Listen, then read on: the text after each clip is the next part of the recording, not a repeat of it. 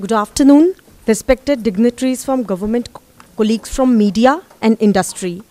I am Vrinda Chaturvedi, National Lead for NATHEALTH, and I welcome you all for the NATHEALTH Northern Region Roundtable to discuss healthcare priorities of Punjab state and the way forward. It is indeed a very special day where we have embarked our journey towards a healthier India, starting with Punjab as a state. We are confident that today's discussion will lay out a roadmap towards strengthening state healthcare ecosystem. Moving forward to the agenda, may I now request Mr. Ashwajit Singh, NATHEALTH Northern Region Chair and MD Founder IPE Global, to deliver the welcome address, welcoming the government dignitaries and set the context. Honorable Dr. Balbir Singh ji, the Minister for Health and Family Welfare, Medical Education and Research, Professor Sarang, my members from the Governing Council of NATHEALTH, and of course Siddhartha, the Secretary General of NATHEALTH, and all of you here. Let me start by welcoming all of you here and thanking you for attending this first roundtable of NATHEALTH in Punjab. I think the interest and quality of deliberations is what we're looking forward to, but we've seen that given the turnout that we've got today, there is a lot of interest to talk about health, which today is, of course, a high priority, more so after COVID, and more so also because it's very much linked to the Sustainable Development Goals. I'm thankful to the Minister for specially taking out time to be with us, and in fact we had to move the date by a week because the Minister was keen to actually interact and talk to all of us here. So what we are really looking forward to today is not just a one-way deliberation, but understanding from the private sector the needs, the challenges and the interest that they would have to try and expand the private sector foothold in Punjab. Dr. Balbir Singh needs no introduction, but I will still do the honors. In fact, I was very impressed to understand that not only is he a doctor from Chandigarh University, but he actually started his interest in public life at a very young age. He was part of the JP movement in 1974 and is one of the senior most members of the Aam Aadmi Party. He was also the convener of the party for some time before, of course, winning the elections now and becoming the health minister. So it's really nice to have a professional as the Minister for Health in the state, and we all understand that it's really the professionals with the right kind of background who can drive the health expansion in the state. We are, of course, going to be joined by the Additional Chief Secretary as well as the Principal Secretary. We are waiting for them. Let me start by introducing or giving a little background of NATHEALTH. So with your permission, NATHEALTH is an apex body of the private healthcare in India. It was founded in 2012, so we're about 11 years old.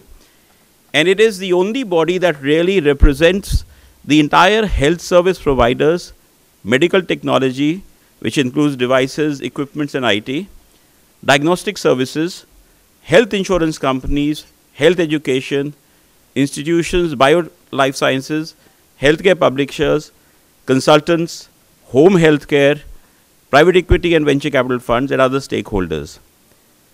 It is an inclusive institution, and if I can just try and equate it with where it stands, we do understand that there are the other federations as well, the FICIs, the CIIs, the PhDs, which have a health vertical as well, where they represent the industry.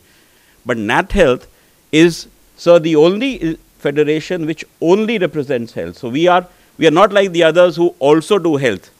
We are like NASCOM, which only does health in this case. So we are really our office bearers, our presidents, vice presidents, treasurer, the entire governing council comprises of health service providers. So it is our prime interest to try and understand and help in expanding the foothold of health and improving the affordability and accessibility of health through public-private partnerships and working with the government as well as working on their own. Just to give an indication, today NATHEALTH has more than 25,000 members, that's direct members as well as affiliated members. In the last 12 months, we've organized more than 100 plus webinars. We have 4 chapters for the 4 regions, and we've had a 90% increase in membership over the last 2 years. So that's the kind of expansion that NATHEALTH, expansion and acceptance that NATHEALTH has shown over the last few years. We work very actively with the government, and we engage with them to look at areas around policy regulations, innovation, and try and cater to providing a healthier future both in the rural and urban India. So that's the mandate for NATHEALTH. Over the years, we've had a number of recommendations which are around strengthening healthcare, infrastructure, delivery capacity. And it's not just the metros that NATHEALTH is looking at. In fact, NATHEALTH is very keen to go beyond metros as well, and that is why there is a lot of focus around digital health as well as healthcare financing. Because if you're really wanting to scale up health, we have to go digital, we have to go to the rural population, we have to go to communities as well, and we have to also look at innovative ways around healthcare financing. So that's what NATHEALTH has been focusing on. NATHEALTH has been reinventing itself over the years, and the themes for NATHEALTH 3 is to transform NATHEALTH into an institution of excellence, which includes infrastructure expansion, digital health, innovations, and globalizing India healthcare and Arogya Bharat. So that's the area that NATHEALTH is covering.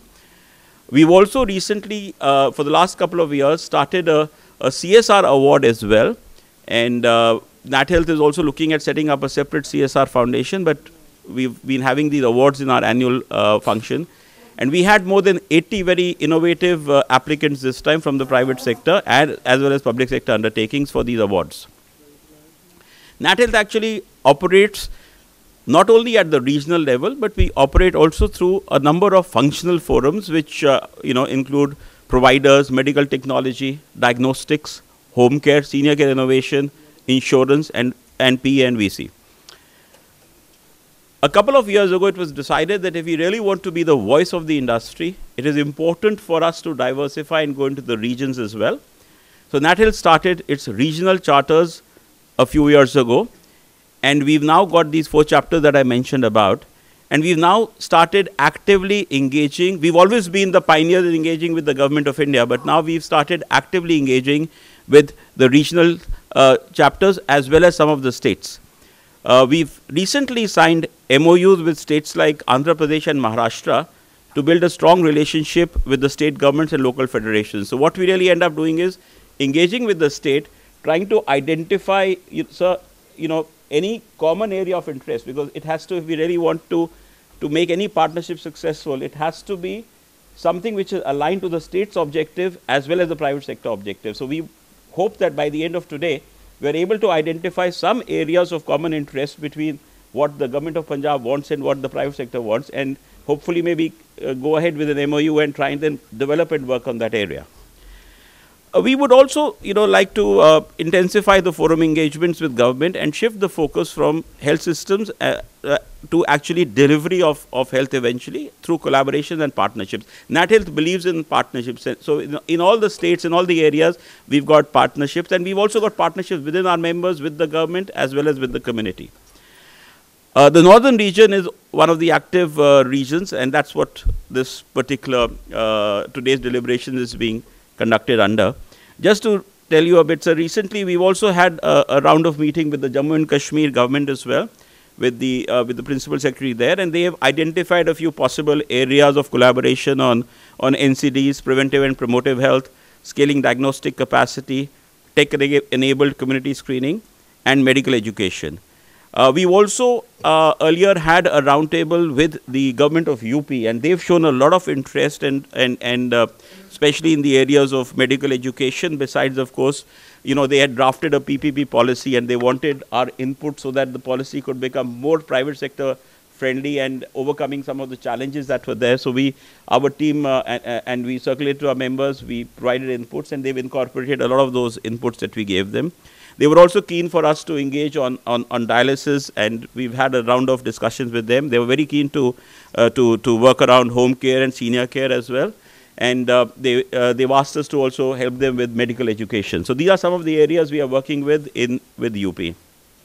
We also not only, as the Northern chapter, not only did we look at this, we also tried to see how our members can engage outside India as well, because India today is a pioneer and leader in health globally.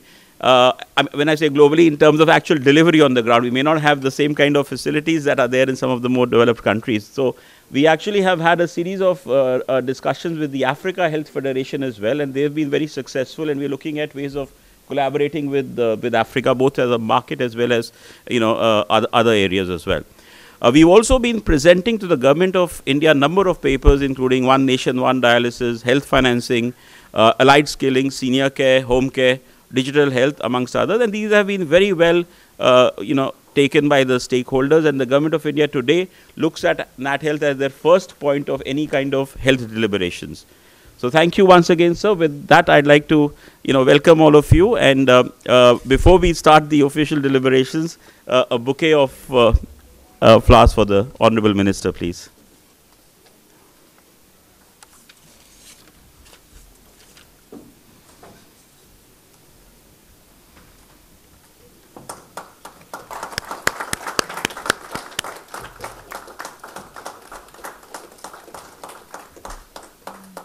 Thank you, sir, for giving us time. And I must again confess that when I saw your write-up on Wikipedia, I was very, very pleased to see that it's actually a doctor from Punjab who's actually heading the health ministry here in Punjab. Thank you so much. Thank you, sir, to set the tone for the discussion. We are thankful to Fortis and ISB to allow us to host the event, being our valued member. Request them to say a few words, starting with Mr. Ashish Bhatia, COO, Fortis Health Hospitals, Mohali. Honorable Minister for Health, Government of Punjab, Dr. Balbir Singh, my friends from NATHEALTH, ISP, ladies and gentlemen, a very good afternoon to all of you. I have been with Fortis Healthcare for 21 years now, and I don't recall another occasion where under one roof so many people associated from healthcare have sat together to deliberate on how we could look at improving the condition of healthcare and services provided in the state of Punjab.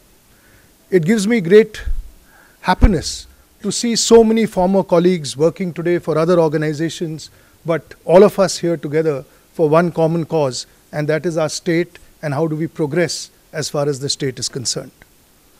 We are all proud Punjabis. We all want our state to be the number one in every sphere. And I don't see any reason why in healthcare we can't be leaders as well. Neighboring states flock into our state for care, and there is a great potential. I think the last time we all united and get together, and I often say this, was during the pandemic. The pandemic was a difficult time. It brought us all together. It brought the government and the private players together. It brought private players with private players together. It brought clinicians and administrators together. And it was a great unifying moment. Today, after that, I think NATHEALTH has provided or is set to provide what are the very first steps in a platform where people with aligned interests can get together and see how we can progress together.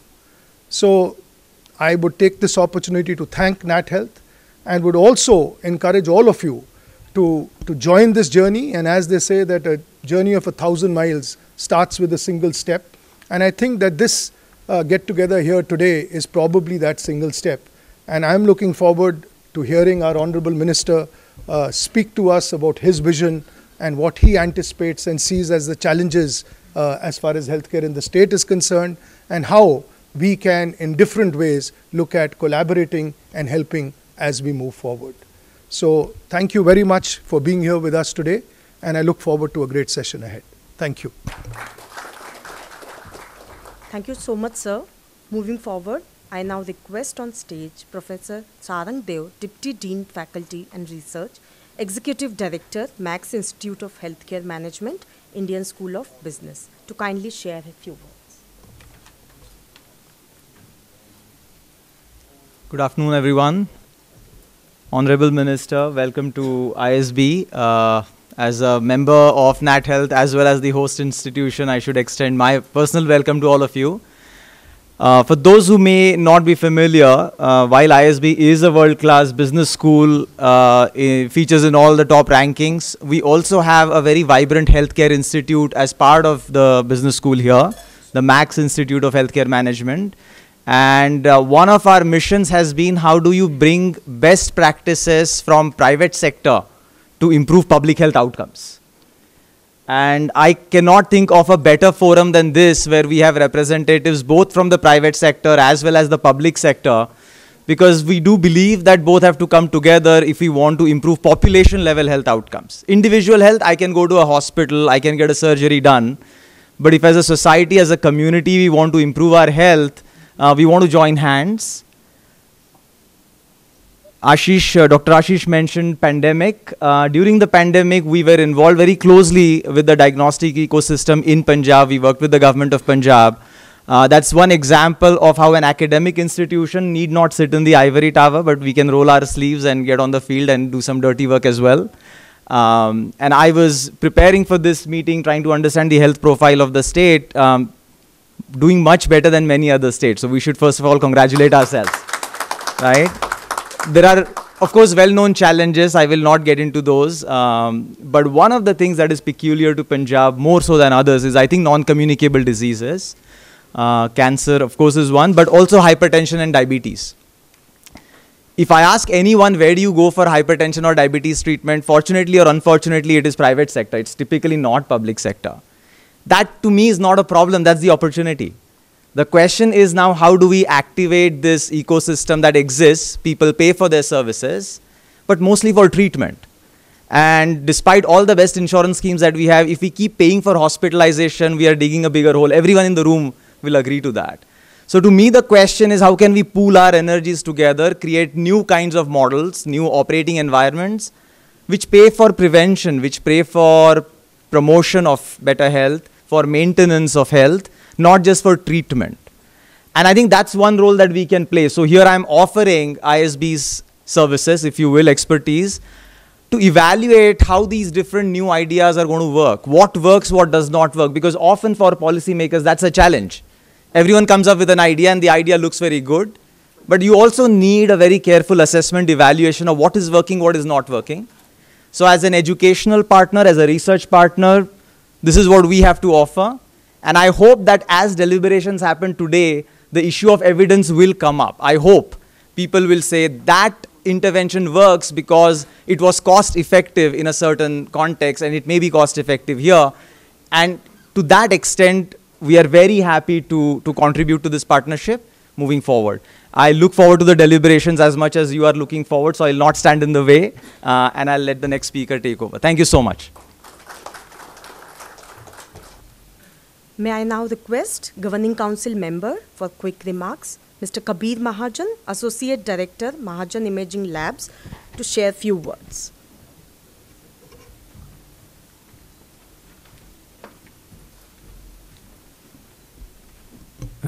Honorable Minister, sir, thank you for coming.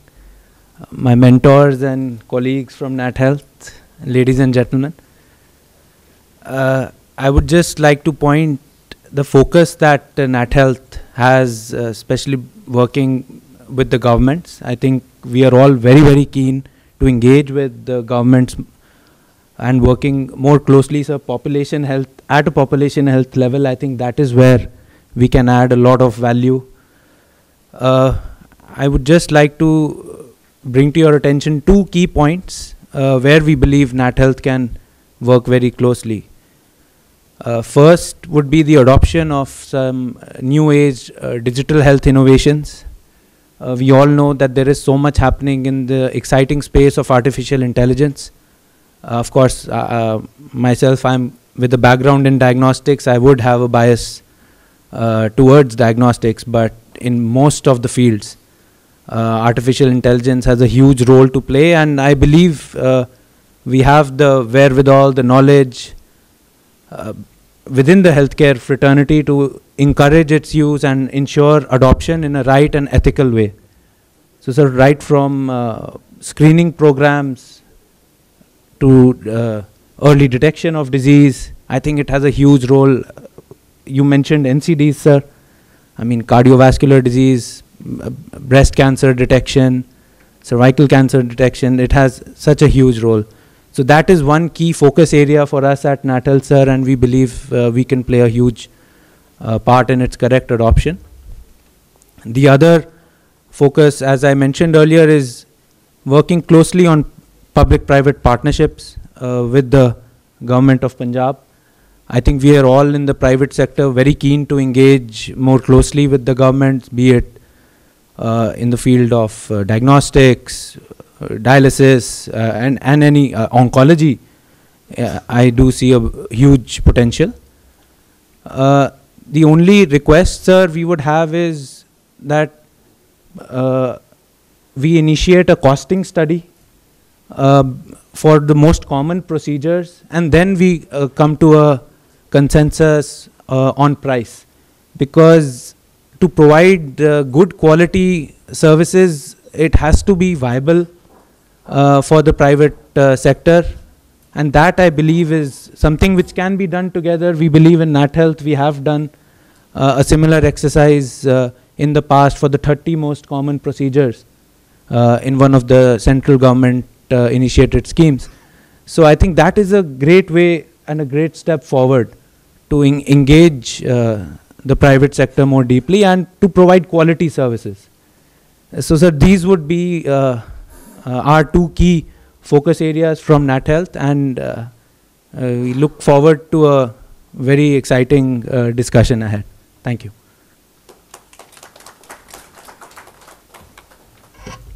Thank you, Kabir.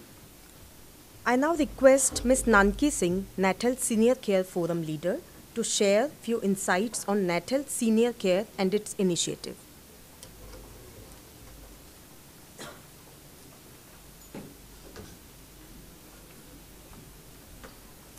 Thank you, Vrinda, and good afternoon, everybody. I'm Nanki Singh. I'm the founder and CEO of ProTribe Senior Care Services. Senior care is now a subject where at least people are willing to lend their ears. I think high time, because our country is headed to a silver tsunami, as they call it. 330 million people who are going to be called senior citizens by 2050, almost 20% of the population. Reasons are evident to everybody. Don't want to delve into them too much, but changing family structures, increased life expectancy, shifting disease burden, just improved affordability as such. So if you look at global trends in the senior care space, governments have adopted some obvious methods and some very innovative methods to take care of their senior citizens, very clearly to alleviate the pressure on government-funded acute care organizations, pardon me. So we also have to move forward in that direction. We have to do something in the subacute space, especially for our senior population. At NATHEALTH, we have identified senior care as a priority area. We have launched the first ever comprehensive white paper along with Niti Aayog in Delhi. For the coming 2 years, we've identified 3 very clear focus areas for our segment. First is financing of subacute space. In the subacute space, a large part of it is for senior citizens. The second is the allied healthcare worker space, where we have to develop manpower to be able to take care of our seniors. And the third is advocacy. And Honorable Minister, sir, I stand here before you as a part of the third effort. We would be very keen to participate and work closely with the Government of Punjab to be able to provide subacute care and perhaps make Punjab a front runner in the way we take care of our senior citizens. Thank you.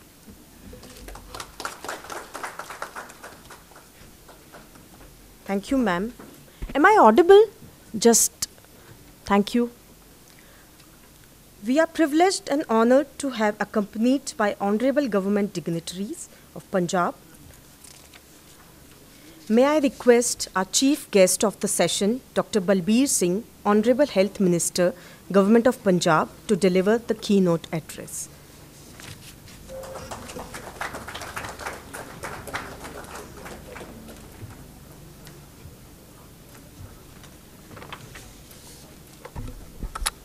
A very good afternoon to all of you. We are in the middle of a crisis, health crisis, another one after Corona, and northern India is totally battered by the rains, and we are seeing the what we normally call it environmental changes. We are facing one of the consequences. So it's a very good opportunity for all of us to meet and interact. What is more important than health for any human being on this planet? I think this is the most important for any human being, and the health of the planet is important as well. I think both these things are ignored, and I thank particularly the dignitaries on the dais, Mr. Ashwajit, Prof Sarang Deo, and Mr. Ashish Bhatia, Siddhartha ji, Kabir ji, and Manu Kapla ji. I think I am the only real doctor on the stage, and I don't know how many are real doctors in the audience, but I do know a couple of this. Our IMA president here is here, Dr. Bhagwant is here, and Dr. Sudhir is there. I know Dr. Bedi, my class fellow. Our Director of Health Services is there. Am I audible? Yeah, I think it's better now. So there are, do we want cooperation and collaboration? Definitely. There are a lot of areas which is need of the hour, I will say.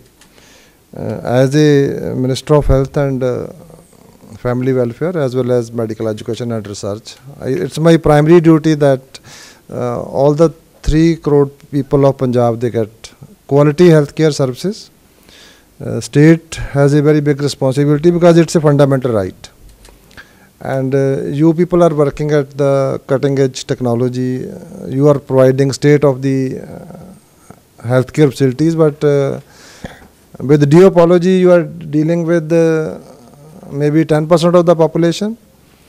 Then I have to deal with the rest of the 90% of the population, and IMA is a partner for that. A couple of things before I go further.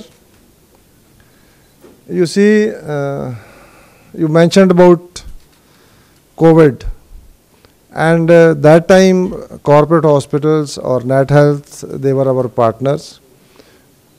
But I think they were our partners not by choice, but because of the Disaster Management Act and Epidemic Disease Control Act. So this is not a complaint.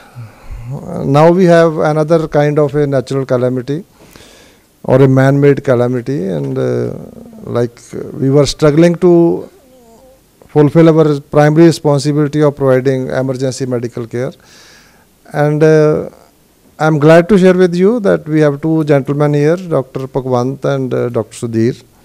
They stepped forward, they offered their services. Now the government is, and as well as the teaching medical institutes, we are running about 450 emergency or rapid response medical teams by the State Health Department, and Indian Medical Association and some of the good private, and even some very few 2 or 3 corporate hospitals, and our teaching institutes, nursing institutes, and they are running 500 rapid response teams. Not only that, IMA came forward for giving the first contribution for CM's relief fund also. I think at such a, at the time of crisis, if you also do the same, then you see naturally that sets a right kind of atmosphere for collaboration, and it restores confidence among both the parties, among the corporates as well as among the government. So I sincerely hope that corporate hospital will also extend a helping hand. There are a lot of areas for collaboration. Like most of our corporate hospitals are in big cities, particularly in Mohali, in and around Chandigarh. Half of them must be in and around Chandigarh, but we have some of them scattered somewhere else. But I am facing the difficulty in border areas like Tarn. We don't have many specialists, and not many people are willing.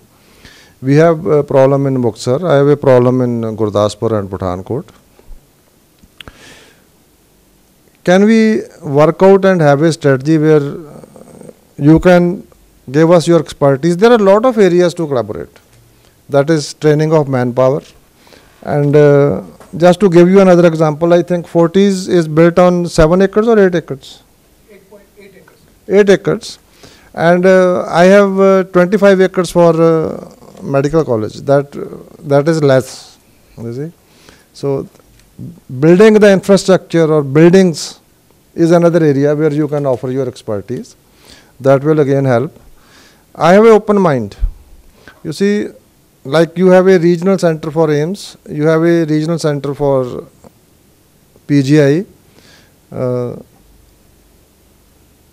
and another good example is Tata Cancer Hospital.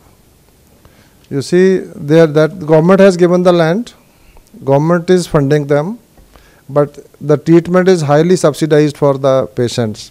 So if they have a pharmacy, the medicines are same, their operation theatres are same, the doctors are same, the treatment is same. They have two sides. One side is for those who can afford it. They pay, they have the private rooms, they have better living facilities, so to speak, but the treatment remains same. On the other side are the poor people, the 90%. Where they get the same medicines at a highly subsidized rate, they get the treatment at the highly subsidized rate, they get everything, radiotherapy, radiation, everything, chemotherapy and everything at a subsidized rate.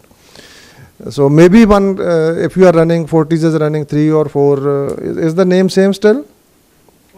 Fortis. It is Fortis, only because I think the promoters has changed. That's right. That's right. Like in Columbia Asia, even the promoters has changed and the name has also changed. I think it's the Manipal group of institutions.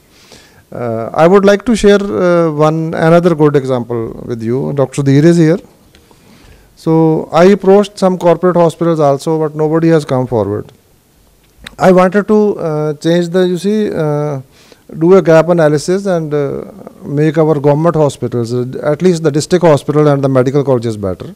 He came forward, he did the gap analysis for me, and he set up a state-of-the-art emergency and Jindra hospital, for which the budget was 3 crores. And I arranged 30 lakhs from him, from a corporate, another good Samaritan, and he did that job in 30 lakhs. The area of collaboration is, he is a busy cardiologist. It's a kind of he is running a, I would say, a low cost or a more humane corporate kind of practice. And not to forget about another Dr. Devi Shetty. I have never met him, but I definitely have worked and met people from Shankara Nethralaya and Dr. Gullapalli Rao. They have set very big hospitals and they are the pioneers. You talk to anybody, 50%, if not more, 50% of vitro-retina surgeons are trained in Shankara Nethralaya. That's another area. You see, training is another area. 50% of cornea surgeons are trained in Hyderabad. So there can be lot of collaborations. Like you have a corporate hospital in Mohali, you can have a another center in Muxar, where we give you the land, we give you the building, and then you run the center, and that center can be funded and you see managed partly by the government, and you give the clinical services, and then we pay you according to our Ayushman rates maybe, and that is how you can contribute. So we are willing to, we have already outsourced our diagnostics, and we have a good experience with most of them. And again, you see, we can outsource certain services. We can have collaboration in certain areas which are underserved. or not served at all. And training of manpower, there are a lot of areas. I think one, ma'am, she mentioned about senior care, right? There are so many other areas of interest. Geriatric care is one. There is another one is palliative care. We have a lot of cancer. And genetics is another one. Family medicine is another one. Critical care, we are building critical care units, but we don't have the post graduation or training the manpower for critical care specialist. So that is another area of which can be the area of cooperation among us. So in all these areas, because we don't have these concepts, so we can collaborate in all these areas. So you have to give me concrete proposals. You have to come up with workable, which are in the larger public interest. So the NATHEALTH has to come up with concrete proposals. How can we serve the people in underserved areas? How can we better train the manpower in government hospitals? How can we upgrade the government hospitals at the same time? How can you collaborate? You have to come up with good proposals, and we have a perfectly open mind. I think the process should be two-way process. And last but not the least, you all have heard about Bill Gates Foundation, is that right? You know, he controls this medicine business or the establishment in America, 80-90%. This gentleman couldn't sleep. He tried all kind of pills, but still he could not sleep. Then one of his friends advised him, why don't you do any charity one day? He donated 1 billion. He went to some area, he did some charity, and that day he did not take any medicines, and he slept very well. So it worked for him. And there is another gentleman called Warren Buffett. You must have heard about him also. So this Warren Buffett, he wanted to meet Bill Gates. He called Bill Gates, the secretary picked up the phone and he says, I want to meet Mr. Bill Gates. She says, she banked the phone, she says, he is very busy, he is not free to meet people, you see. He again called, then he again requested that I just want to meet him for 2 minutes. She says, you can't meet him. She again refused. Then he walked to his office, and secretary did not allow him to go inside. But he walked and he pushed his way, and despite the advice, he told Mr. Bill Gates that you are doing charity, I am very glad about it. I wanted to donate some money and here is the check. He says, how much is the money? He said 34 billion. You see, Bill Gates donated 1 billion and he donated it in a way that by donating 1 billion, 5 billion will come back to him. Now there is a gentleman who doesn't want anything, he doesn't want his name, and he was giving him a check of 34 billion. That you are doing some charity, go and do a charity on my behalf also. That's what these gentlemen are doing it for me now also. So then Warren Buffett stood up, he talked to him for 2 hours. He left all his work. So you must have read the book, The Monk Who Sold His Ferrari, you see. The corporate doctors are the busiest, they are the stressed also. And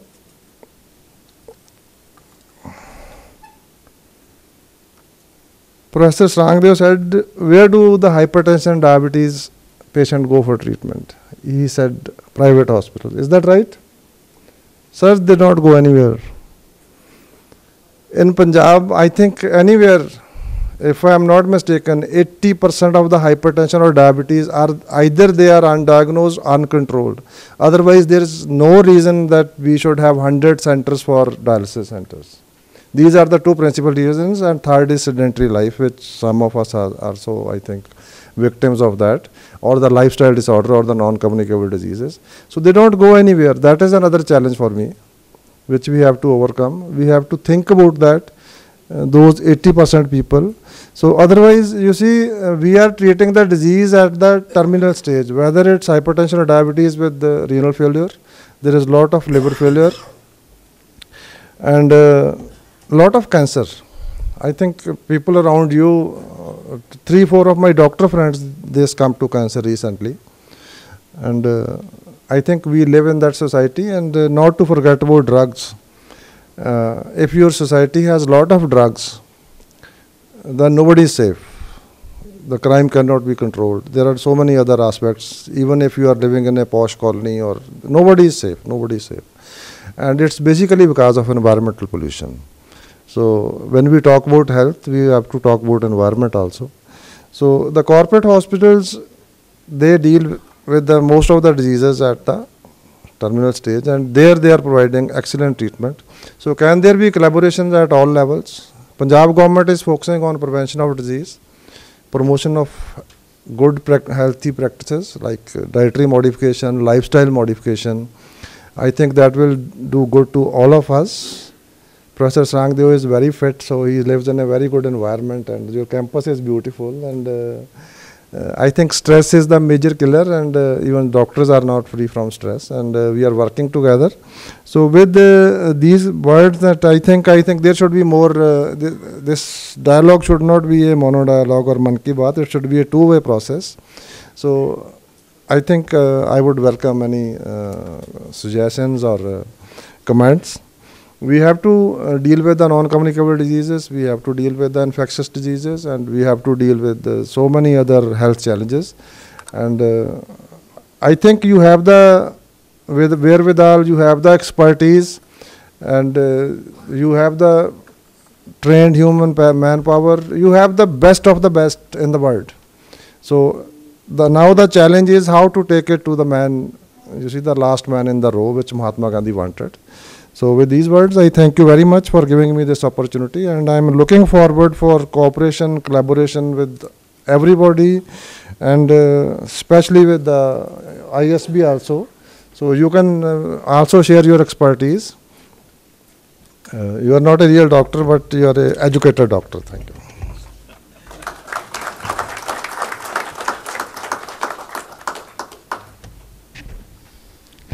Thank you so much, sir, for sharing opportunities for collaboration, cooperation.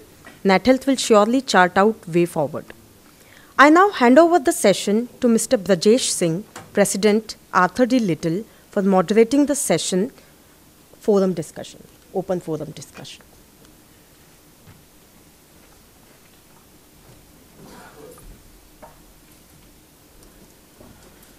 Thank you, Vrinda. Thank you, NATHEALTH. Honorable Minister, Dr. Singh, I think you have covered a lot in your speech when you're covering. I'll try to, become a bridge between the industry, the providers, and the government. I think the subject today that we said about healthcare priority of Punjab, I think the message is very clear. And as you said, Honorable Minister, that the purpose is to provide the healthcare to the person who's sitting at the last mile or last row of the society. Let me begin by saying, and I think whatever we are discussing is going to be in this room only, so I look forward very active participation from the industry partners as well. Starting from being aware is important. I think if we know the problem that we have in society pertaining to healthcare. So can I have some people from diagnostic industry, people who are working in this field, and if they have the question I can start leading with. The first thing about this entire problem is, do we know the diseases that we have in our state? Dr. Singh talked about the cancer is one of the problems. Drugs, certainly, yes, I think I've been talking about it. But there are a lot of non-communicable diseases that is happening. So can we have somebody from diagnostic background? Yes, sir.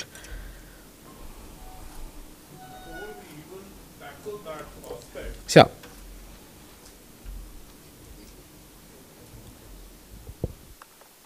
Okay, we can hear you.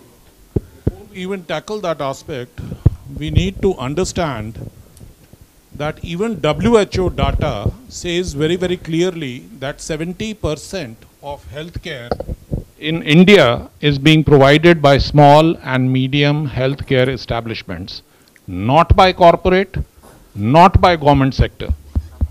And when we are not including them as participants in the stake, from among the stakeholders, when you are having an organization, I was going through the leadership, there is not one doctor who's non-corporate, who's from small and medium healthcare establishment, I do not understand how an organization like NATHEALTH expects to represent healthcare when 70% of the healthcare providers are not represented there. Number one. Number two, since we are agreed on one point that 70% of the healthcare is provided by small and medium healthcare establishments, unless and until we understand the problems of the small and medium healthcare establishments, we cannot effectively help the population. Because if the small and medium healthcare establishments are facing problems in providing services and 70% of the services are being provided by them, so obviously their services are not going to be appropriate.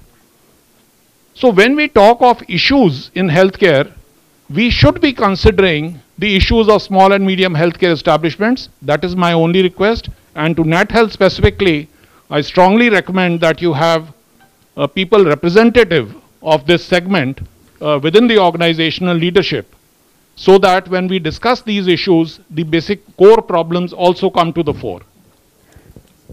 Thank you, sir. I think I appreciate, and Siddharth, maybe we are making a note of it, but Siddharth is very peculiar, quick answer from you, Vrinda, if you want to address. Yeah, how can you include them? I would just request Dr. Sudhir and President IMA to please join us on stage. Thank you so much, sir.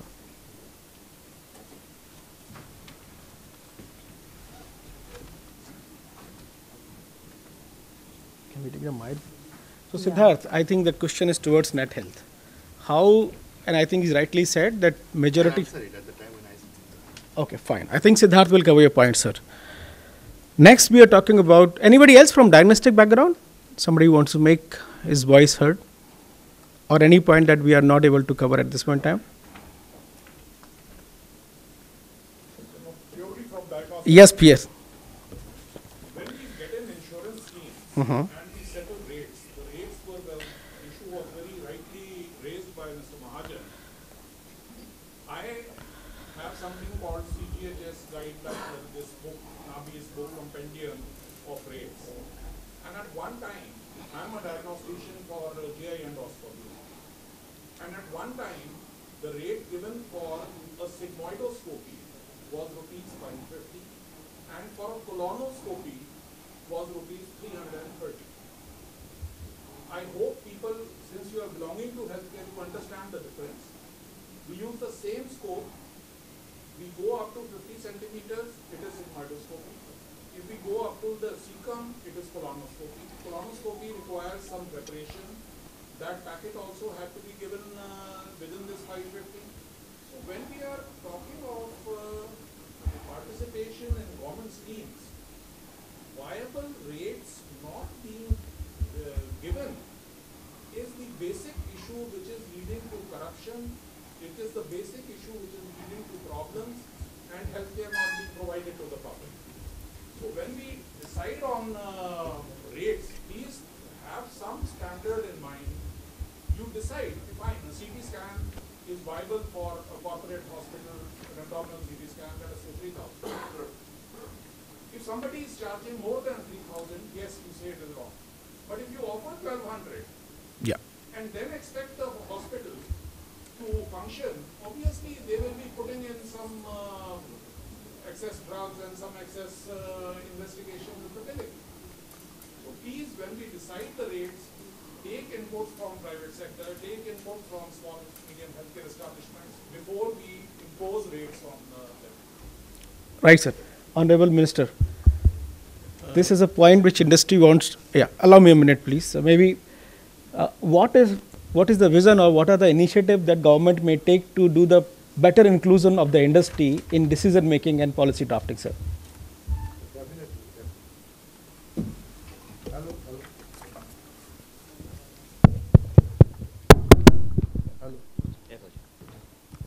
Hello.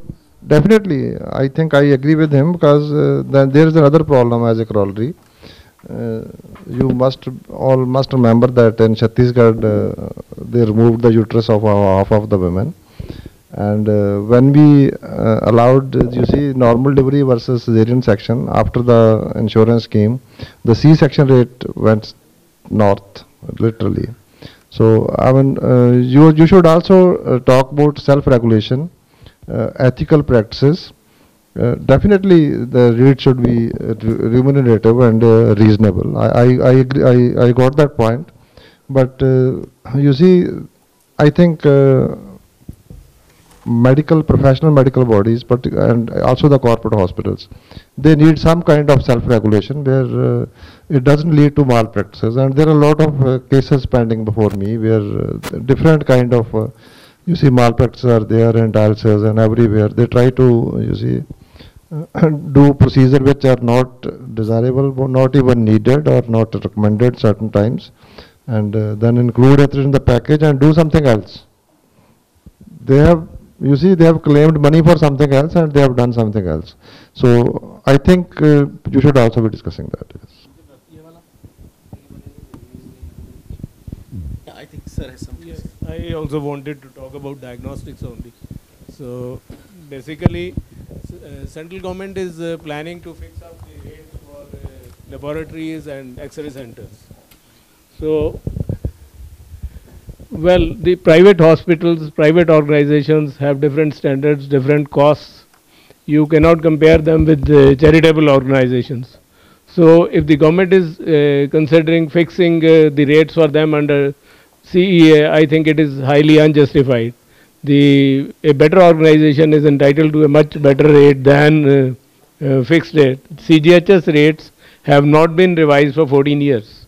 So you look at the costs, input costs, which have changed 10 times from what they were in 14 years ago. But then how do you expect people to work for CGHS rates?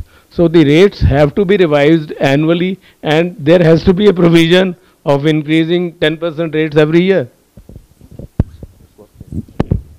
Okay, can I request everyone, when we are speaking and sharing our viewpoint, it would be good if we can introduce ourselves, the organization, the institute that we are representing.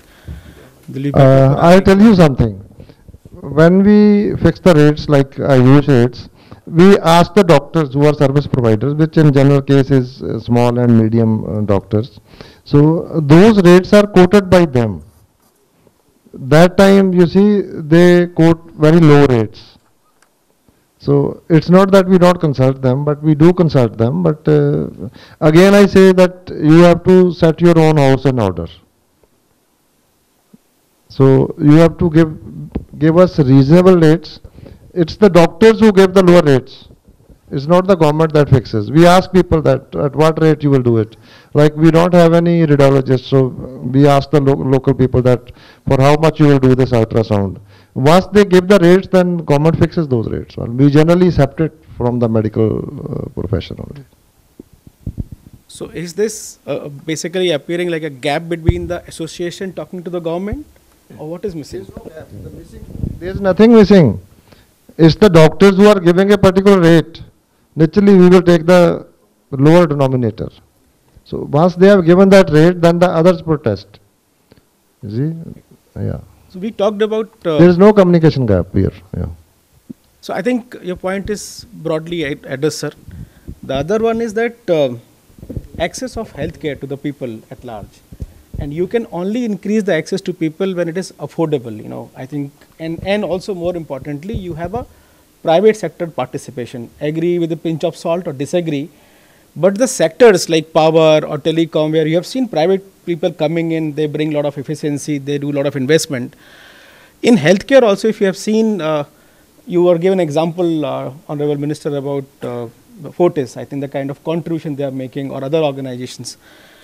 So I think the next question to the forum is that how do we believe that access is also very essential for Punjab? That you talked about the border areas. If you don't have diagnostic center, primary healthcare center, if you don't have doctors or even the nursing staff, how do we think, you know, both private sector and public sector put forward from policy perspective, from their investment, from their support? We can work together on this, sir. It's very simple. You have Fortis and Mohali. So Fortis has lot of specialists. There maybe their junior consultants. They can run another center in Muxar. Like the Tatas are running, I think, 8 centers for cancer. So they can run one center in Muxar. One corporate hospital can take one district maybe, and then they can give their highly subsidized services there. And I'm sure even in Muxar there are well-to-do people who would love to come to Mohali and get it operated here. So that way it can be mutually beneficial, and we can do a pilot project. If somebody gives me a concrete proposal, I have an open mind. We can do a pilot project and then see how it works. It should, you see, it should benefit the corporate hospital. It should benefit the government, which is trying to provide services, and last but not the least, it should benefit a lot of people in that area, underserved area. So, and you see, you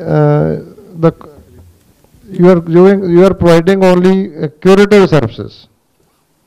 That's another area of concern for me. You should also, whenever we call a very senior consultant from a corporate hospital, at the end of his or her lecture, he or she will give one slide. I mean, what diet to take, what lifestyle to adopt after the bypass surgery. So I ask him, if you show this slide first and people do it, then he says, then I will be jobless. So I think we should also collaborate in other aspects of prevention of disease. Like we have already talked about senior citizen rehabilitative services, about promotion of good healthy health practices. We should also collaborate on that.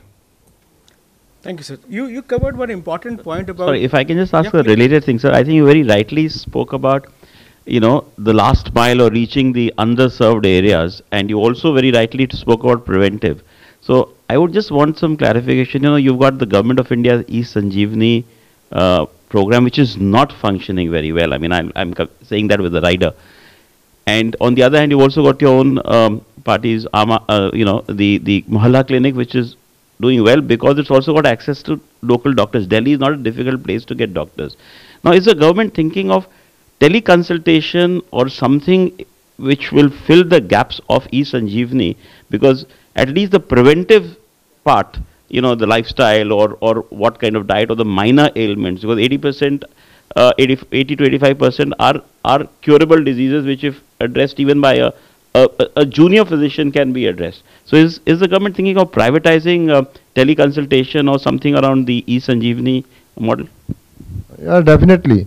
You see, our Aam Aadmi clinics, they are IT enabled, all of them. There are 3-4 laptops.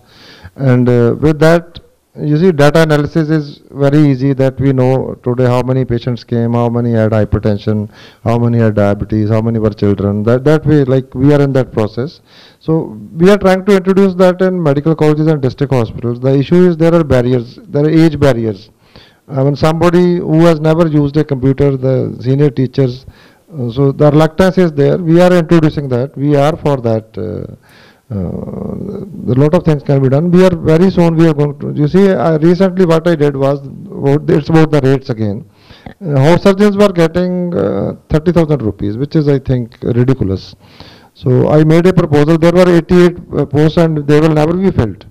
So we increased the post to 550, and I increased the honorarium to 70,000 rupees. So I got more than 1,000 applicants, and those boys and girls are doing a wonderful job in flood affected areas. So we are trying to correct all these anomalies, and very soon we are going to introduce e-ICU, where you have the young doctors, and then there are, of course, that's another area of collaboration where we can collaborate. You can give your expertise and e-ICU, and then we can introduce those services in the district hospitals, sub-division hospitals also, where the medicine, already we are doing it for community health officers. They are not allowed to prescribe medicines, but then there is a doctor sitting in sector 16 or in Chandigarh who are giving those services on telemedicine. So we are introducing it in a phased manner. So there are barriers and we are trying to overcome them. Sir, as you mentioned, I did specifically mention Indian Medical Association because they are providing 70% services. And they are the neighborhood doctors, very affordable services. And sometimes you see patient pays us. I was one of them. That's how I can feel it. Sometimes you do the surgery, and when the crop comes, then I think that is the Hridayala model also, that patient can pay in installments or whatever, and especially for the rural areas and underserved areas.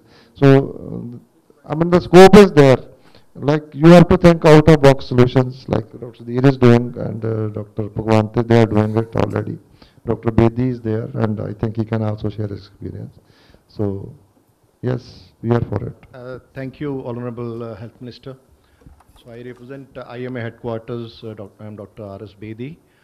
So first of all, my congratulations and appreciations for such a forum that you have devised today.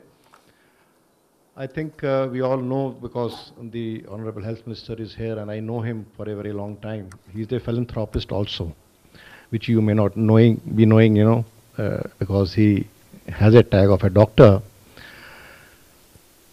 Basically, what has come about in the discussion till now is that most of the, about 70%, I think my studies or the IMA studies show it is more than 75%, which is taken care by the small and medium enterprises.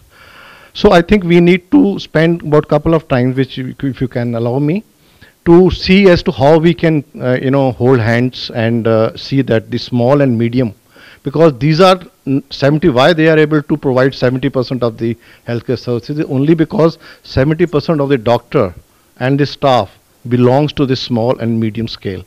And the other thing is, so far what we have seen is corporate has done a wonderful job, you know, and I see that with the networking of the corporate into the districts and far-flung areas, they can actually give very quality and high quality services, super specialized service. But here, I would like to say that, you know, the science is evolving. So when we see the evolving science, today if you see a premature nursery, for instance, can be made in about 3,000 square feet of area. A cardiology unit I've seen is in the same amount of area. A nephrology center or even a urology center, or so many super specialty, single specialty enterprises are, you know, can be built in a very small piece of area. Here I would take this opportunity to request the Honorable Minister to kindly just you know, take a note of this, that if we can provide some kind of concessions. You see, IT industry is getting those concessions day in and day out. They have their parks, they have their IT exemptions.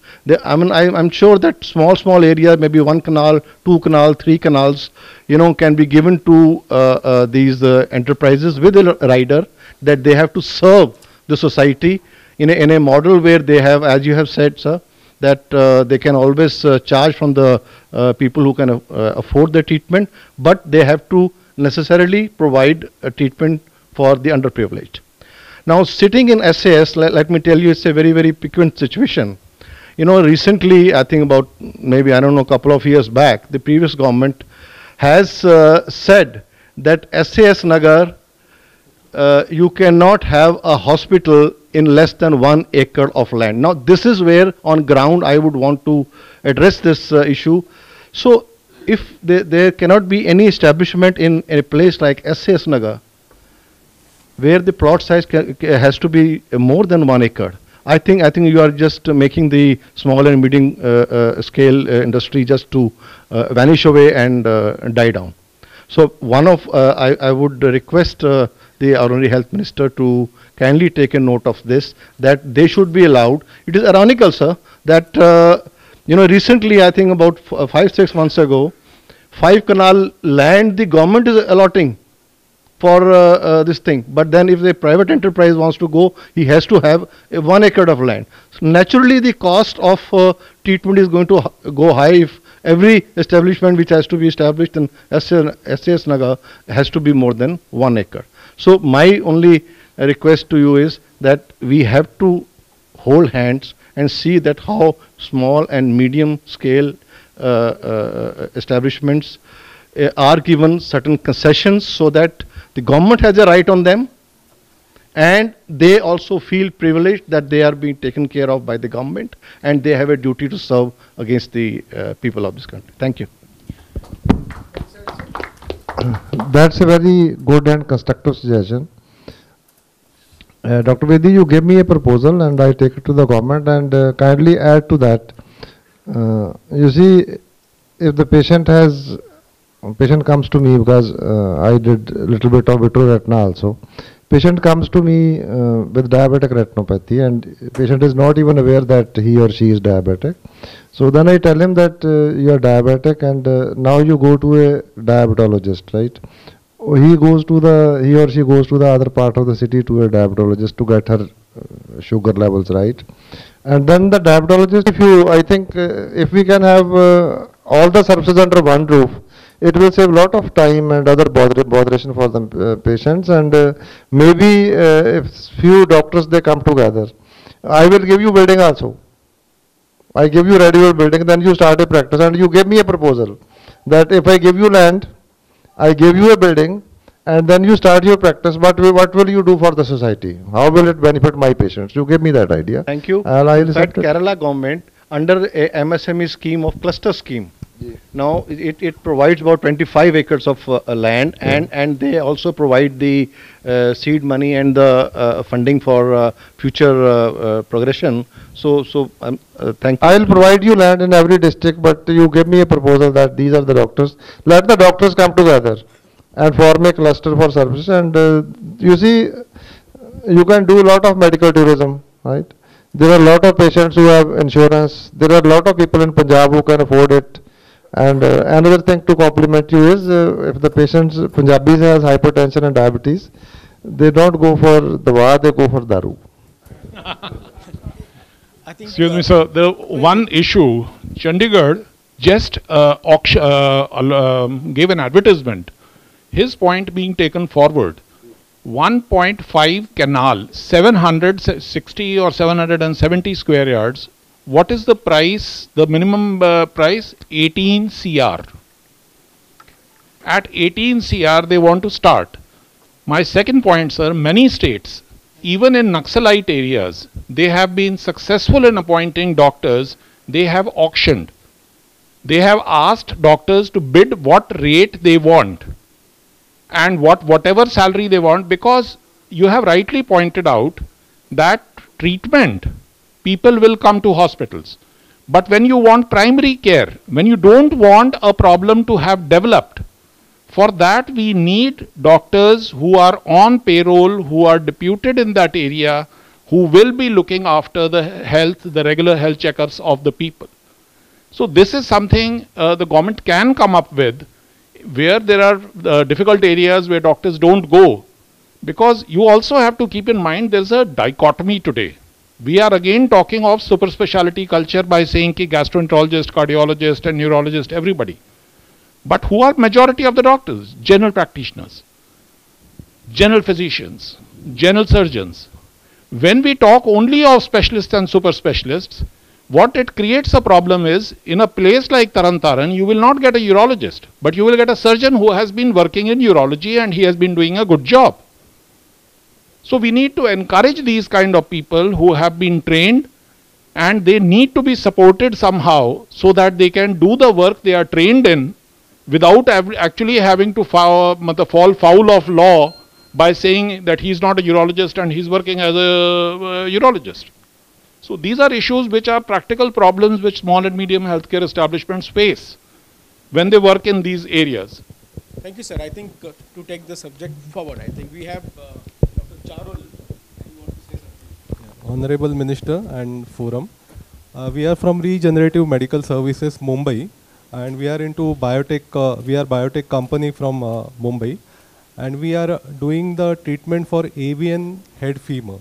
And as we know, there is a lot of avian seen in Punjab, and this treatment since 12 to 13 years we are doing in India, and more than 3,000 plus patients have been treated with 85% efficacy. We have all the FDA, DCGI license are available, and we are working with the corporate also. So we just want to request how we can work with the government of Punjab, and this treatment can be reached to the society of all the Punjab people who need the avian treatment. Can you just explain again what exactly you're doing? I think you're not audible. Yeah. Yeah. Can you hear? I am audible now? I am audible now? Yeah. So we are doing the treatment for the AVN, avascular necrosis, head of the femur. So normally AVN happens in the younger generation, they wait till it collapse and then they do the replacement. So what we do, we take the bone marrow of the same patient, culture osteoblast for 4 weeks, and with the minimal invasive surgery, that cells are delivered into the necrosed area, and there the new bone formation happens. This way the treatment is done. Definitely. Let's do a pilot project together. And that reminds me of Dr. B.M. Aggarwal. You see, he is a cardiologist, eminent one. He worked in the best institutes. And you see, how many of you are familiar with what he says and what he does? No? No idea? How many vascular surgeons we have here? Cardiovascular surgeons or cardiologists? Doctors, there is one. Okay, okay, Dr. is there. So see, have you ever, you know what he is doing? Well, yes, he's been pretty active on the public forum as well. On the public forum as well. Did you use the word regenerative medicine? I mean, it is that kind of thing only, you see. You see, he has a very simple logic. He says, I mean, for every block, angioplasty is not the solution. You know? So there are, I mean, he is very candid about it. He himself is a cardiologist. He did a lot of those works and then he reached some conclusion. I think I value that, and he was the vice chancellor also of the Manipal University. So he is a very eminent person. You can't dismiss him lightly like any other one. So his work is phenomenal. I think every cardiologist should practice that, and maybe we can do some trials for that.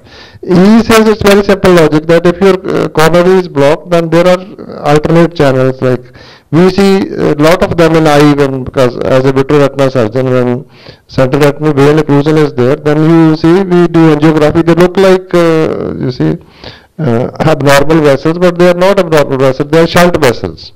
So that shunt is happening everywhere, even in femur and all this. So there is a very good study where they have, I mean, the cut finger has really regrown. I mean, they are doing the same kind of thing. I am very keen about regenerative medicine, and I call it holistic healthcare. If you do a little bit of yoga, and then all your these shunt vessels and capillaries, they open up. Because you are doing so many things and there is a hypoxia for some time. So that can definitely help, and regenerative medicine is a very exciting branch. I am looking forward to this. Thank you. I think due to paucity of time, we'll take a couple of very specific. I have a couple of people already lined up here. You want to say something? Yeah. I am representing Indian Academy of Pediatrics. Today's forum is focused on health priorities of Punjab. तो जब भी मेरी clinic कोई बच्चा आंदा है 10वीं 11वीं क्लास ਦਾ ਮੈਨੂੰ ਪੁੱਛਦਾ ਬੇਟਾ ਕੀ ਕਰਨਾ ਹੈ ਉਹ ਕਹਿੰਦਾ ਕੈਨੇਡਾ ਜਾਣਾ तो पंजाब ਨੂੰ ਜੇ ਫਿਊਚਰ ਕੋਈ ਦੇ ਸਕਦਾ ਹੈ ਤੇ ਉਹਦੀ ਯੂਥ ਦੀ ਮੈਂਟਲ ਹੈਲਥ ਉਹਨੂੰ ਐਡਿਕਸ਼ਨ ਤੋਂ ਬਚਾਉਣਾ ਉਹਨੂੰ ਐਕਟੀਵਿਟੀਜ਼ ਚ ਪ੍ਰਮੋਟ ਕਰਨਾ ਉਹਨੂੰ ਗੁੱਡ ਨਿਊਟ੍ਰੀਸ਼ਨ ਦੇਣਾ ਜਿਹੜੀ ਡੀਸੈਂਟਰਲਾਈਜੇਸ਼ਨ ਹੈ ਕਾਰਪੋਰੇਟ ਦਾ ਨੈਟਵਰਕਿੰਗ ਹੈ ਜਾਂ ਜਿਹੜੇ third party administration health participation government की पार्टिसिपेशन जो एक्टिव आइडियाज़ है these are all cost intensive पर पंजाब का जो जीन है 3 करोड़ पंजाब की आबादी है पंजाब के जी मीडियन एज है वो 30 तो 35 साल के है जो मेरा यूथ जो स्कूलों पढ़ रहा है वो ब्रेन की जी प्लास्टिसिटी है ब्रेन की जी वायरिंग है वो इस तरीके होंदी जा रही है भी उन्होंने इतने होप किसी फैक्टर च नहीं मिलती जिमें CM की योगशाला हम शुरू हुई सी ਅਸੀਂ ਇੰਡੀਅਨ ਅਕੈਡਮੀਜ਼ ਦੇ ਵੱਲੋਂ ਸਾਡੇ ਨੈਸ਼ਨਲ ਪ੍ਰੈਜ਼ੀਡੈਂਟ ਡਾਕਟਰ ਉਪਿੰਦਰ ਨੇ ਵੀ ਸਰ ਨੂੰ ਪਰਸਨਲੀ ਵਿਜ਼ਿਟ ਕੀਤਾ ਸੀ ਸਮਹੋ ਅਸੀਂ MOU ਵੀ ਸਾਈਨ ਕੀਤਾ ਸੀ ਪਰ ਅਨਫੋਰਚੂਨੇਟਲੀ ਉਹ ਕਿਤੇ ਲਾਸਟ ਹੋ ਗਿਆ ਸੀ ਜਿਹਦੇ ਵਿੱਚ ਅਸੀਂ ਸਕੂਲਾਂ ਨੂੰ ਫ੍ਰੀ ਆਫ ਕਾਸਟ 5 ਫੋਕਸ ਚੀਜ਼ਾਂ ਤੇ ਕਰਨਾ ਸੀ ਤੇ ਉਹਨਾਂ ਨੂੰ ਮੈਂਟਲ ਹੈਲਥ ਦੇ ਉੱਤੇ ਡੀ ਐਡਿਕਸ਼ਨ ਦੇ ਉੱਤੇ ਗੁੱਡ ਫੂਡ ਦੇ ਉੱਤੇ ਨਿਊਟ੍ਰੀਸ਼ਨ ਦੇ ਉੱਤੇ ਜਿਵੇਂ ਇੱਕ 버ਗਰ 35 ਰੁਪਏ ਕਾਸਟ ਕਰਦਾ ਅੰਡਾ 6 ਰੁਪਏ 13 ਗ੍ਰਾਮ ਪ੍ਰੋਟੀਨ ਦਿੰਦਾ ਸਾਡੇ ਬੱਚੇ ਨੂੰ ਇਹੀ ਨਹੀਂ ਪਤਾ ਹਜੇ ਪਰ ਜਦੋਂ ਉਹਨਾਂ ਨੂੰ ਆਪਾਂ ਮੈਂਟਲ ਹੈਲਥ ਇੰਪਰੂਵ ਕਰਾਂਗੇ, ਉਹਨਾਂ ਦੀ ਐਜੂਕੇਸ਼ਨਲ ਹੈਲਥ ਇੰਪਰੂਵ ਹੋਏਗੀ, ਉਹ ਆਪਣੀ ਹੈਲਥ ਨੂੰ ਖੁਦ ਸਾਂਭ ਸਕਣਗੇ ਕਿਉਂਕਿ ਉਹਨਾਂ ਦੇ ਜੀਨ ਸਟਰੋਂਗ ਹੈ। ਮੈਂ ਰਿਕੁਐਸਟ ਕਰਨਾ ਚਾਹੁੰਦਾ ਵੀ ਇੰਡੀਆ ਅਕੈਡਮੀ ਆਫ ਪੀਡੀਆਟ੍ਰਿਕਸ ਇਹਦੇ ਵਿੱਚ ਸਾਰੇ ਸਕੂਲਾਂ ਨਾਲ ਟਾਈ ਅਪ ਕਰਕੇ ਕੰਮ ਕਰਨਾ ਚਾਹੁੰਦੀ ਹੈ ਤਾਂ ਕਿ ਜਿਹੜੇ ਪੰਜਾਬ ਦੀ ਇੱਕ ਮੈਂਟਲ ਹੈਲਥ ਦੀ ਪ੍ਰਾਇੋਰਟੀ ਹੈ ਉਹਦੇ ਮਾਈਂਡ ਸੈਟਅਪ ਨੂੰ ਐਜੂਕੇਸ਼ਨ ਦੇ ਨਾਲ ਕੋਲੈਬੋਰੇਟ ਕਰਕੇ ਅਸੀਂ ਚੇਂਜ ਕਰ ਸਕੀਏ। ਥੈਂਕ ਯੂ, ਸਤਿ ਸ੍ਰੀ ਅਕਾਲ ਜੀ। I'm aware of the work done because we signed that MOU. Indian Academy of they are doing a wonderful job, and it got lost in floods actually. I tell you, to be very honest, we will restart it immediately after this crisis is over. Yeah. Yeah, I think, sir, I have a representation from IMA. So, I must congratulate Dr. Balbir, ISP and NATHEALTH. Sir, Dr. Balbir was looking forward to as a group leader or as a guide earlier. Now we hold him with a vision that he is an illuminator of minds. So he is today put across his things very nicely. I have some experience to share from the 16 hospital survey we conducted on his directive. That they included medical college, civil hospitals, sub-district hospitals, all the smaller hospitals also. The government has very fine infrastructure. I must say that over the years the infrastructure is there. The spirit in that is missing because the ability to deliver through performance is missing, and that's why outcomes are not there. So it's a very classical Avedis model we have all know in expertise in this field. So to NATHEALTH I'll request that please have a look at the survey. Give us the wherewithal to fill in those deficiencies, whether it's in the manpower, whether it is in the structure, or whether in the performance. There are indices are missing, quality control needs to be bucked up. More so, outcomes will come later. What we are stuck up right now is to build up the structure, and we request the help of NATHEALTH in building that structure. Data collection is improving with the Ayushman Bharat and other schemes coming up. They're all based, and especially our clinics. All these things are improving the data collection. However, their implementation to the better cause will need some years. Last but not the least, we have to have the cooperation of all my friends. I'm also belonging to a medium-sized hospital. We wish to collaborate. I entirely agree with the doctor friend, Dr. Bedi, who said that we need some recognition. We need that we should be put on board for certain specific. We had a talk with your anesthesia team. So that ICU, sir, we can get a guarantee from them that they will help us in running our ICUs all over the state. And more so, you have a very robust system, sir. We must appreciate the ability to carry out the things in a very novel and good way. Your team is excellent from all regards, whether it is a class 4 or top-end doctor. So you can share that expertise and build up our hospitals also, sir, as a noble gesture. So that will not require any expenditure from Fortis, but that mind provided, that in that kind of insight provided, will build up a lot of hospitals in the state of Punjab. Thank you, sir. Yeah. Thank you so much, sir. I think, yeah, we want to add something? Or maybe let me take to a couple of other folks. Thank you so much, NATHEALTH, and that we are all the fertile minds who are in the health industry are there. There are a lot of corporate people sitting over here which are providing state-of-the-art medical care to the state. My two questions to the healthcare are that if we split healthcare into two things, that curative and preventive. Curative is mostly in the hands of private sector, and preventive is 100% taken care by the government sector. And when we see the patient load, it is 70% in the private sector. So the preventive part of that healthcare is being ignored. We have to make a policy at even for the private sector, we should indulge into the preventive aspect of healthcare, which is causing all the diseases. Second thing, why people are turning towards the private sector. It is basically for the ease of service. What we are lacking in the government setup is ease of service. Patient has and the relatives, they have to run from one pillar to the post for simple investigations of CBC done.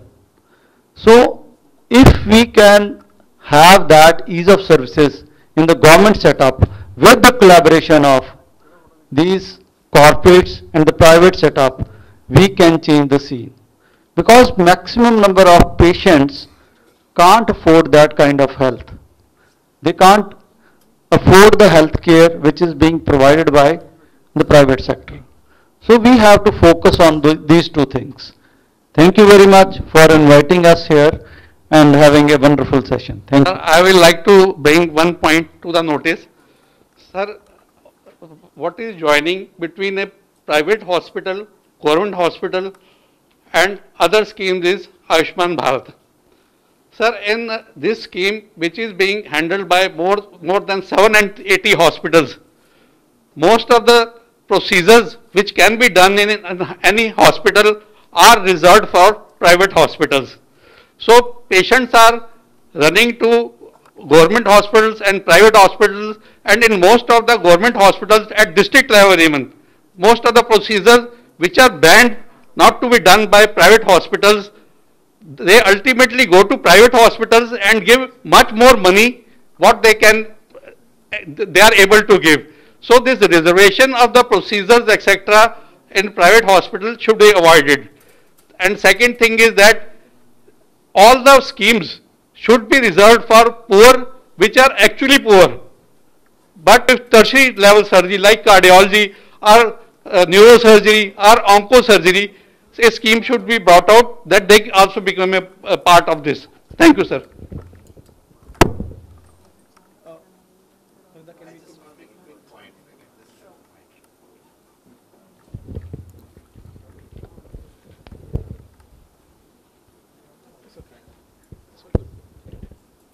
So I can see, so thank you, it's a very engaging conversation. Just to ensure, my suggestion to the moderator would be, we hear out also some of the other major stakeholders in healthcare who are sitting in the audience. For example, MedTech is here. I can see emergency operators sitting on the other side. I can see nursing federations. I can see some investors who are also on the audience. So could we just also hear out the broader voice, because we have had a conversation, I think some very interesting discussion. Let's also involve the other stakeholders. Thank you. Thank you, Siddharth. Good, I think in the flow of emotions we went on, but we've been talking about the awareness, we talked about affordability, and we also talked about access. And sir, I think unless we include the startup in that discussion, unless we talk about people who are working on the ground, okay, I think we're talking about the upcountry market, so the role of nursing becomes very, very important. We have representatives from TNAI, and madam, if you can please share about, can you please pass on the mic? What do you think and how do you think the nursing can contribute to the overall holistic development of the healthcare in the state? I'll just come back to you.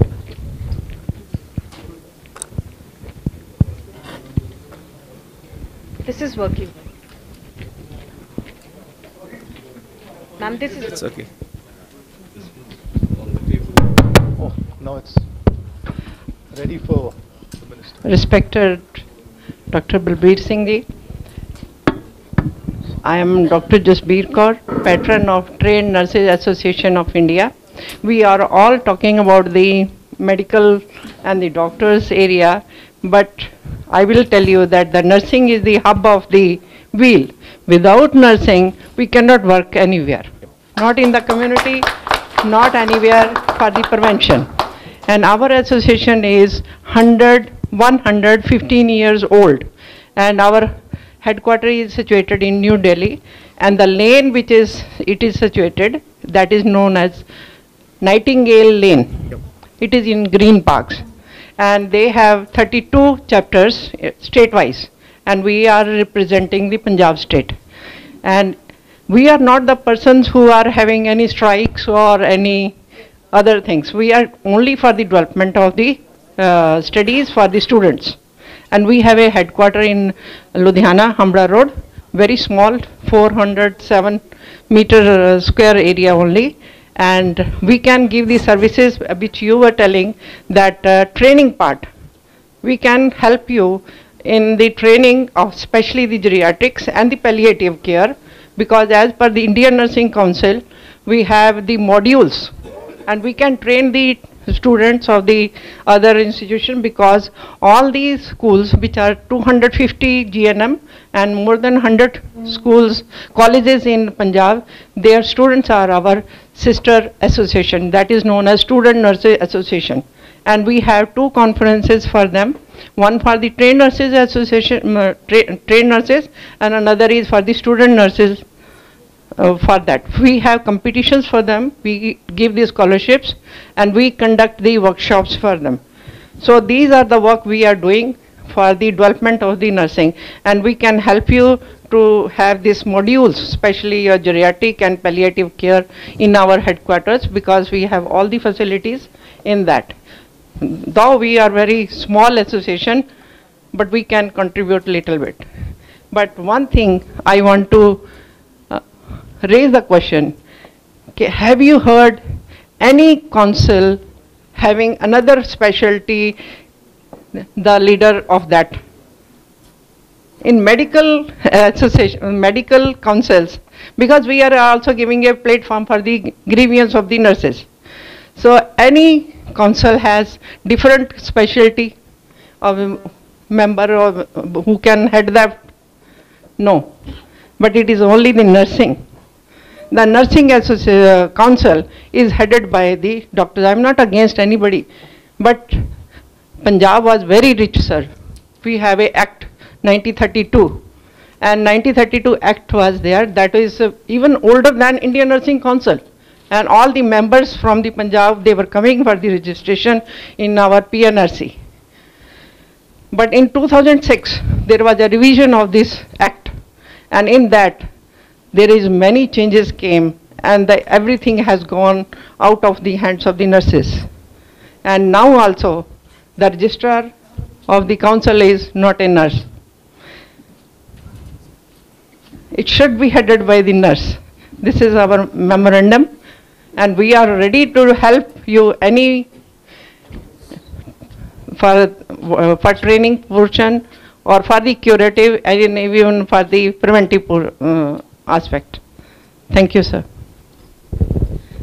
Sir, I would like to add, I'm also part of, I'm a chairperson of Education Committee in TNA Punjab State chapter, and very well said, ma'am. If a dental council is being headed by a dentist, medical council is headed by a medical specialist, so I think nursing council should be also headed by a nursing personnel. I am a PhD in nursing. Ma'am is also PhD, and we have more than 100 nurses who are specialized and PhD nurses. We don't say Dr. Prabjot Sani, we say it because we have doctorate. We are not actually the doctors, but we are doctorate in nursing education.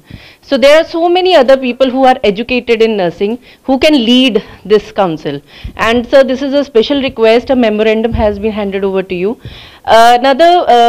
Just an addition I would like to add, we have internship programs in BSc nursing as well as GNM, and they are all 6-month internship programs. We are actually sending the students to under civil surgeon to civil hospitals, and in that case full 6 months the students are under the accessibility of civil surgeon. They can utilize all those students who are actually trained and doing internship, and they can be utilized in all the tertiary care facilities. They can be utilized in the community health services. And recently, yesterday only, we had a meeting with civil surgeon. I was a part of that meeting, and it was related with flood relief. And we have formulated teams of different colleges. We are delivering students of a team with one nodal officer, and these services are being provided in COVID also. My students had got excellent appreciation awards, and now also from tomorrow onwards we are doing that services.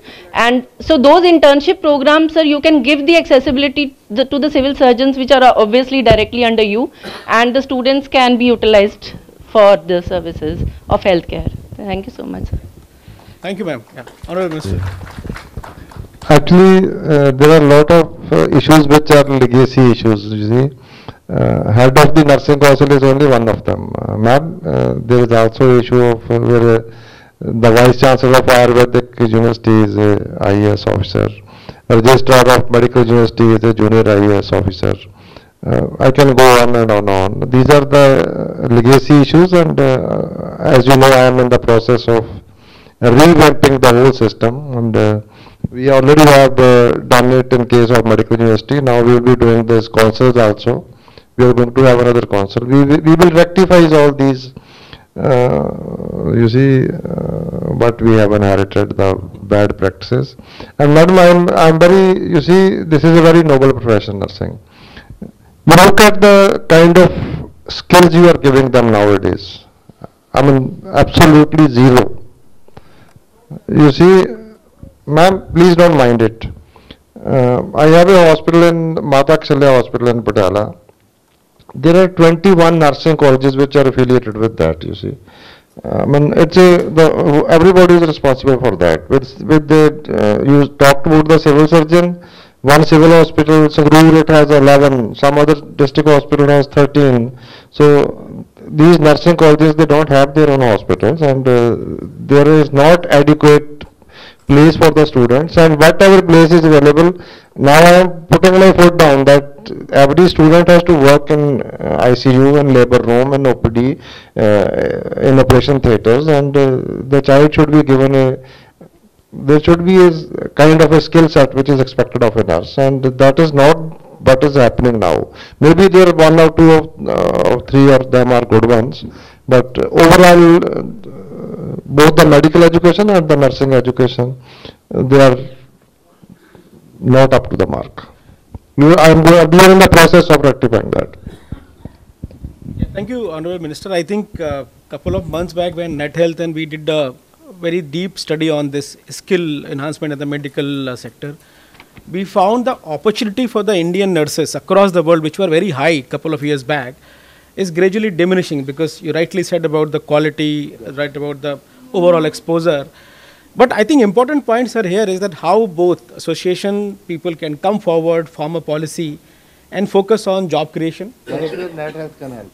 We will certainly be participating with all whatever is needed, but it is essential that both people should come together and discuss about how women empowerment can really be done, how can we really create jobs, because Punjab has enormous opportunity. So this is a point which probably we can take back from here. Thank you, ma'am.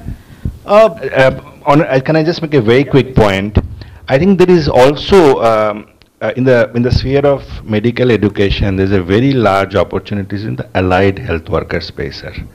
The ones who are, somebody rightly said, the wheel and the spokes, but there's a lot of work, which doctors and the nurses are today having to do, and that can be taken over by technical, people with hand-based skills.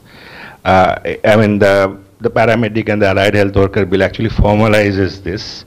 That will also allow a significant draw and a much higher quality from the nurses and the doctors, because today they are forced to do a lot of other things which can be easily, and the career progression that way also eventually can be much more solid. So we have a deep paper that we have done combining some of these issues, which we will present to you. Thank you for that. We broadly talked about 70-75% contribution from SMEs, but we cannot ignore all the SMEs someday were the startup. Today they may be at different packages, but some other day, couple of years back, they were all startup. So how do we have some people from startup background, somebody to participate? Any points, or maybe then we can deliberate upon? We have 2-3 people. Okay. You can come forward. If the mic doesn't go to you, you can come to the mic. Yeah, morning, sir. My name is Gaurav Bali, and I'm founder of a healthcare startup, Aggarwal 360. We are basically a one-stop platform for providing gynecology solutions to women in Tier 2 and Tier 3 geographies. And we do it basically through a typical cluster approach or a hub and spoke model. And it's a phygital platform, where there is a digital part of the solution and then there is a physical part of the solution. My question to you would be how, the government of Punjab through its health department can provide startups like us a platform where we can actually build a lot of use cases, for gynecology related issues. I mean, it's one of the most underserved segment. I mean, we all spoke up today about, elder care and, palliative care. But again, women's health and dedicated women's health, we don't find much of, talk going around that. And this is also one of our endeavors to actually make this accessible as well as affordable. But the biggest problem is actually awareness. So, we did some pilots in Sangrur. I mean, we were surprised that out of 3 out of every 1 to 2 out of every 3 females, they were coming to Chandigarh or Patiala for their deliveries or even for their minor gynecological related surgeries. I mean, there's hardly any gynecologist present. So we know that it's the digital platform which will bring efficiencies, which is going to cover up for all the absence of doctors. So my idea would be, let's say, there are a lot of hospitals where, the gynecology itself is not, fully functional, let's say in district hospitals or community hospitals. So can then startups like us collaborate with Punjab government and work in kind of a PPP model where, we can actually share some burden, but obviously nothing will, it should be something where we make kind of a reasonable profit. I'm not saying, sky high profits, because at the end of the day, sustenance is also key. Then we are also coming up with a, concept of cloud ASHA workers. So something where you find, what is there on the ground, the concept of ASHA workers. We are building a cloud care network around them, where women can actually call and discuss anything pertaining to gynecology, IVF. They can, talk about sexual wellness or intimate hygiene. In fact, we have recently launched our complete Punjab and Tri-Cities first dedicated helpline number around this, and we are actively promoting it across digital platforms. So I would request, the big players, the big boys of Punjab and, the government of Punjab, through its pretty decent infrastructure, but maybe the challenge is more in terms of manpower training and presence of sufficient number of gynecologists. If we guys can be helped and something can be done, to build, an association for startups like us. Thank you. Yeah. You want to add something, Kabir? Yeah. Okay. Can you get the mic, please? Yes, good evening. My name is Kumar Kamal. I am Managing Director of Color Cloud Healthcare India Private Limited. I am from Pune. See, I seen a lot of, thoughts, lot of idea. We are working, for imaging solution for CT, MRI and all. See, I heard, our Honorable Health Minister during his speech, he is more concerned about the, environmental and all. That the basically, biggest part of concern of any, I'm to say, human being. So, I, being an intellectual people, you all are, how you concerned about the plastic? They are using it in CT MRI basically. We are serving approximately 2,500 more than corporates or medical colleges, even working, with Maharashtra government, UP governments and all for the removing the plastics. So we do innovation for the, paper, some kind of a special paper which reduce approximately your 80-90% current cost for the CT MRI. So I would like to request you all guys, please welcome our solutions. I would like to, present to all of you. So please concern, just concern our solution also. Thank you so much. Yeah. You can come forward. Yeah, Pradeep, come forward.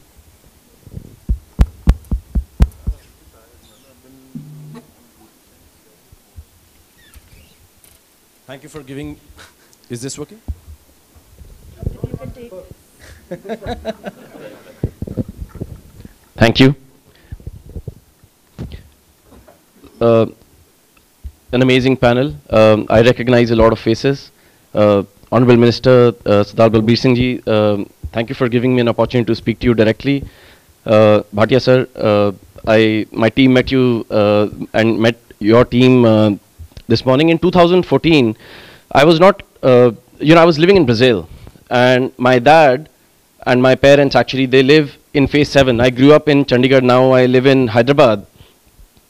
My dad had an emergency, a cardiac emergency, and my mom, she doesn't drive like a lot of women in her 60s. She doesn't really drive.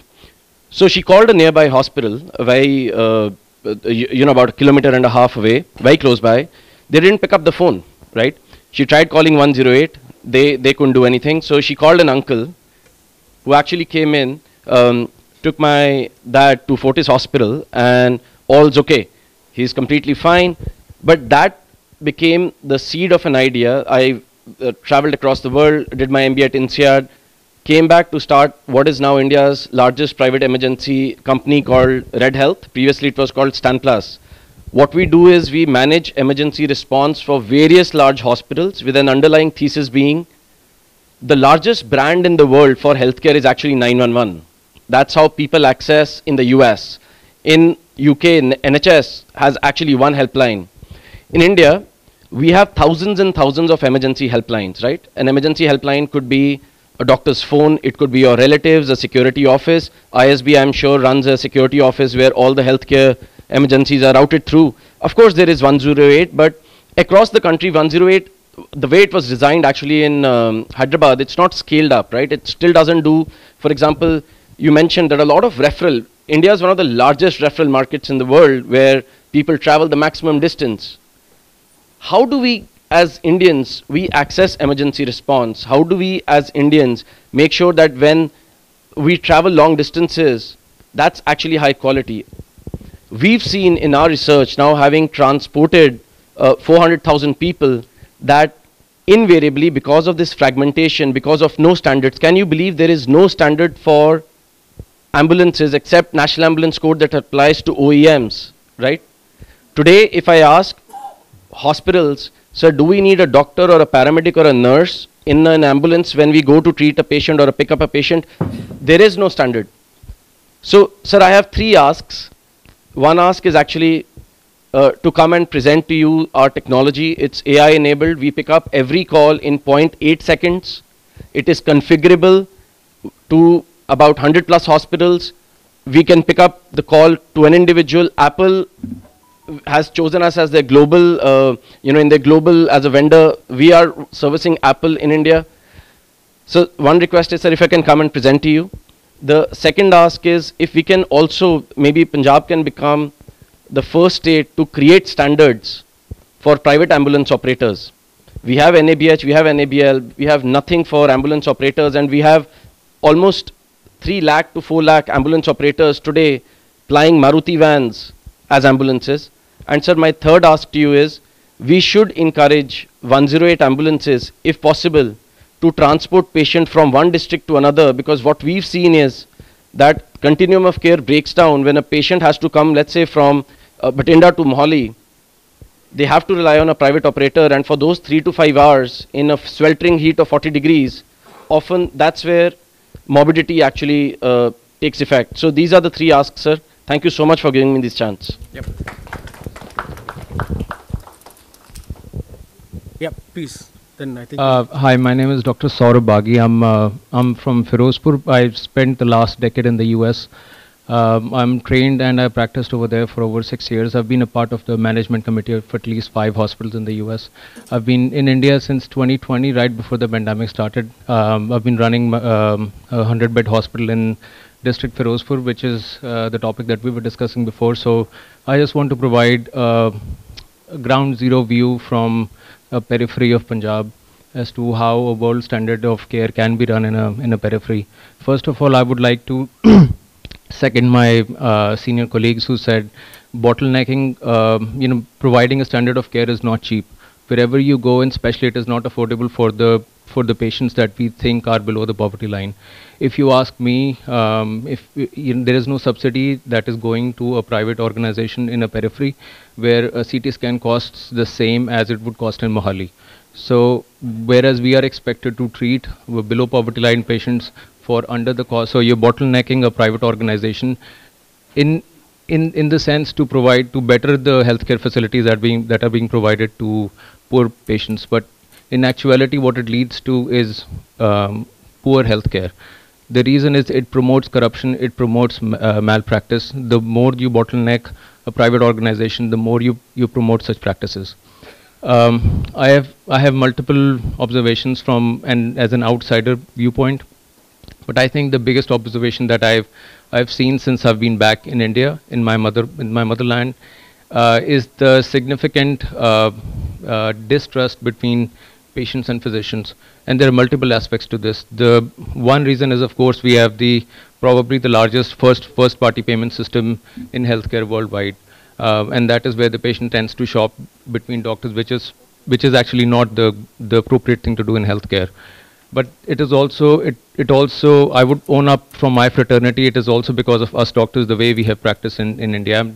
I'm not trying to offend anybody, but I think it is because of the significant lack of a regulatory framework from the government, who does not look into following basic standard guidelines. Yes, we are talking about AI and technology being integrated in healthcare, but we completely ignore sepsis protocol that has been ongoing for 25 years.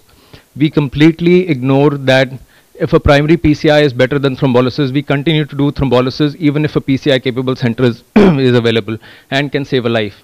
We continue to ignore the sterility that can be that needs to be mandated in an OT, where post-infection, post-surgery death rates are very high. So you talked about Muxar.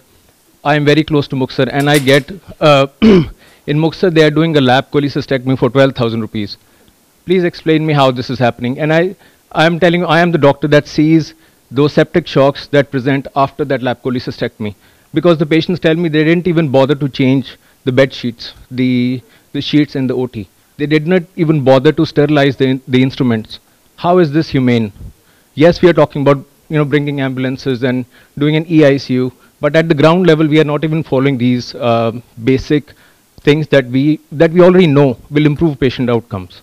So my sincere request to you would be at least to start work on a regulatory framework the knowledge that we already have as doctors, that will increase or improve the mortality outcomes of our state. Thank you.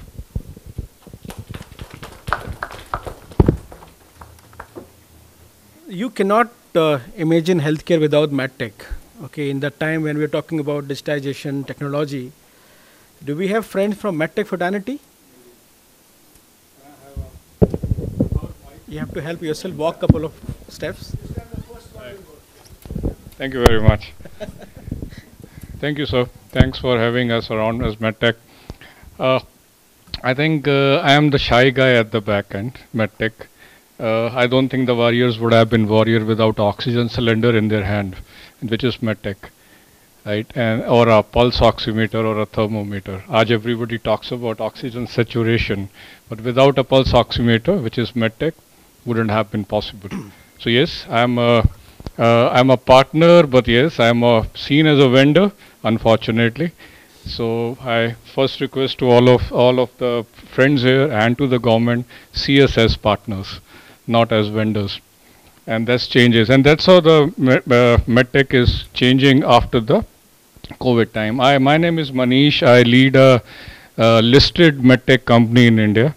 I'm the only publicly listed medtech company. I lead their operations, and I'm happy to be a part of NATHEALTH always, because this is the only platform which is all stakeholders, right? You have the provider, the doctors, you have the corporates, you have the medtech, you have insurance, the payer, and of course closely working with the government and the academic institutions. So my request to you, I don't have any ask from you. Why? Because medtech is a central subject, it's not a state subject, right? So whatever grievances I have are to the central government, Ministry of Chemical and Fertilizers, not to the state. State for me is more of a buyer, right? I serve the state while they procure things from us.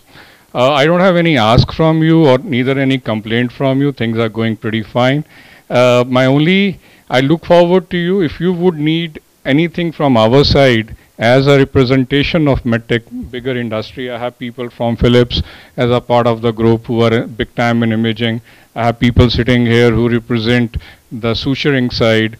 I'm the world third largest manufacturer of IV cannula, sitting in India, right? Every 10th IV cannula in the world is my IV cannula. So I take a pride in that. So we train nurses across the world in infection control, in IV cannulation, etc., etc. So where do I come in? You let me know. I'll be happy to partner. Whatever way you guide us, we'll be happy to partner with you through NATHEALTH. And let's together contribute towards the same purpose, which is patient care. That's it. Thank you very much, sir. Thank you, Manish. Anyone from MedTech? Anyone else? Yeah, please. Thank you, NATHEALTH, for giving us this opportunity. NATHEALTH being the apex healthcare association, representing, as Manish mentioned, all the players in the healthcare ecosystem. Sir, Healthium is the #1 independent medical device company in the surgical consumable space. 1 in 4 surgeries globally uses a Healthium product. We are the largest surgical needle manufacturers in the world by volume. Only medical device company which has 4 US FDA approved plants. We operate in 3 specific areas, which is arthroscopy, advanced surgery and wound care. We are the only class 3 medical device company which is CE certified under EU MDR. So a couple of points I think which you mentioned was training. I think medtech sector has a key role to play when it comes to skilling of healthcare professionals. I think that's one area under the NATHEALTH umbrella where the medtech can play a very key role. And so second, NATHEALTH had initiated a strategic initiative of patient safety and quality care, which is primarily focusing on public and patient education campaigns on choosing safer healthcare, which reduces risk with that rise due to complexities in healthcare. I think that's one of the areas on the preventive side, creating awareness on patient safety, and also where NATHEALTH can closely work with the Punjab government. And so second is under the preventive healthcare, there's another area which is immunization, adult immunization. I think there has been a lot of talk in the central government of introduction of adult immunization. I think that's one area where Punjab can take a lead. We'll look at VPDs, vaccine preventable diseases, and introduction of adult immunization program at state level. I think that's another area which the state government can look at. Thank you. Thank you. Sir, I think encouraging medtech provides an opportunity for the state to attract investment. There are procedural challenges that we have. There are laws which are wrongly read. They were made for some certain purposes, and today we read them and there are a lot of ambiguity. And Punjab, if you look at the numbers, is the state which has been struggling on, male-female ratio also. There has been challenges. And I think there is no much to be done. So simple thing is that you pass on the communication to the authority that there has to be linear action on what has been written. We can submit a detailed, observation around it, but I think to us, what I personally believe, this provides an opportunity for the state to really, start attracting a lot of investment into it. I think we have mostly done, but let me summarize as a moderator for what I've really observed. Sir, you cannot avoid the importance of private investment in the state, and I think every state is now looking forward. We have success story in Punjab, and we have some more. Maybe I think if there is right encouragement, conducive environment, things will be better. Let me begin by saying important thing is about skill enhancement. I think nursing team has already given the feedback, and we talked about, I think IMA also gave a number that, and as a medical specialist, that we are struggling with regard to the numbers of doctor or healthcare specialist. How can we encourage this, and how can we focus on specific and how can we increase enrollment in our state, in our schools also, in our colleges? So that's one area probably in terms of skill enhancement. Infrastructure is essential need. We need more hospital, we need more PHCs, we need certainly more diagnostic centers. So can we really do more dialogues like this with the government sitting across the table with the private sector players? And NATHEALTH would be happy to do the facilitation job again. We can certainly involve organizations like ISB to give more value add, which is like 360 perspective about it, very, very indifferent, how collective growth can happen. We are, somehow we have missed about the laboratories presence in state. We have challenges, okay. I think some people mentioned about it, far flung at the locations, we don't have small laboratories also to get the test done. People from Bhatinda, other places are traveling to Chandigarh to get things done.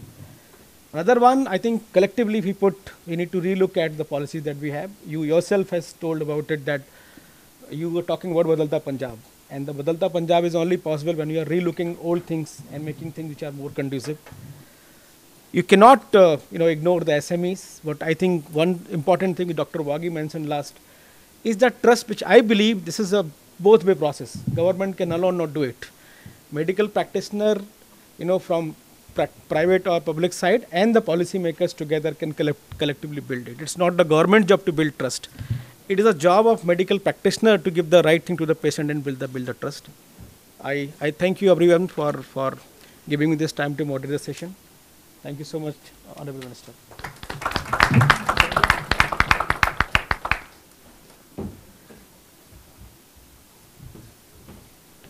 Thank you, Brajesh, for the insightful and engaging session.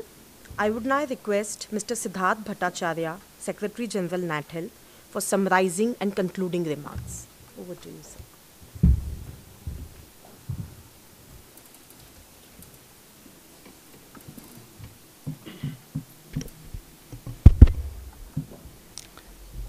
Honorable Health Minister, esteemed dignitaries, both on the dais and in the audience, I would like to thank each and one of you for a very engaging conversation, and there are a lot of very good ideas, thoughts, and I have one of the most difficult jobs in being able to stitch them together in terms of forward action, in terms of what could be some of the common threads.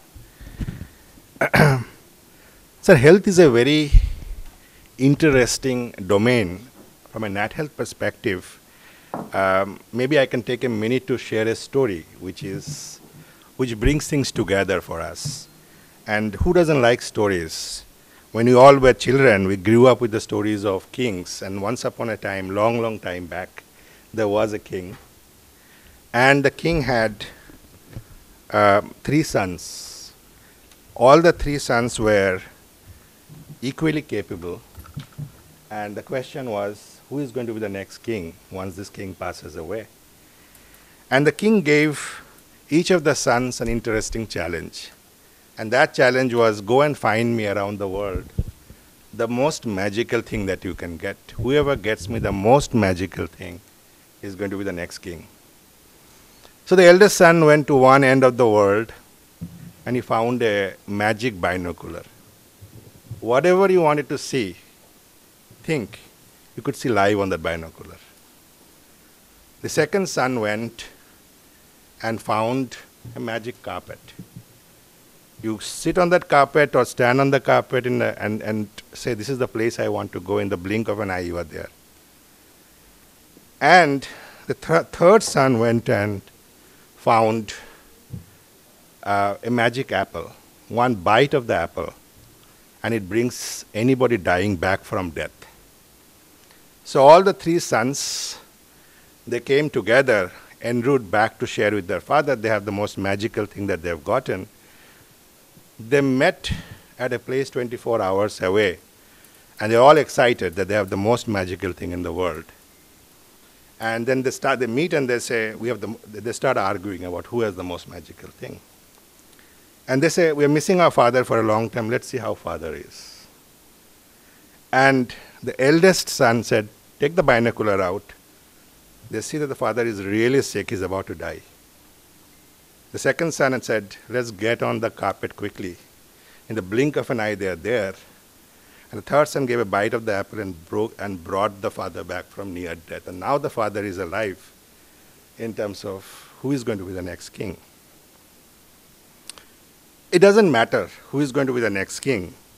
What matters is, if you think about the binocular as the diagnostic sector, if you think the carpet as medtech, pharma, the entire supply chain, and you think the providers, small, medium, large, as the ones who save with the bite of the apple and bring people back from death, real magic is created when all these 3 things come together.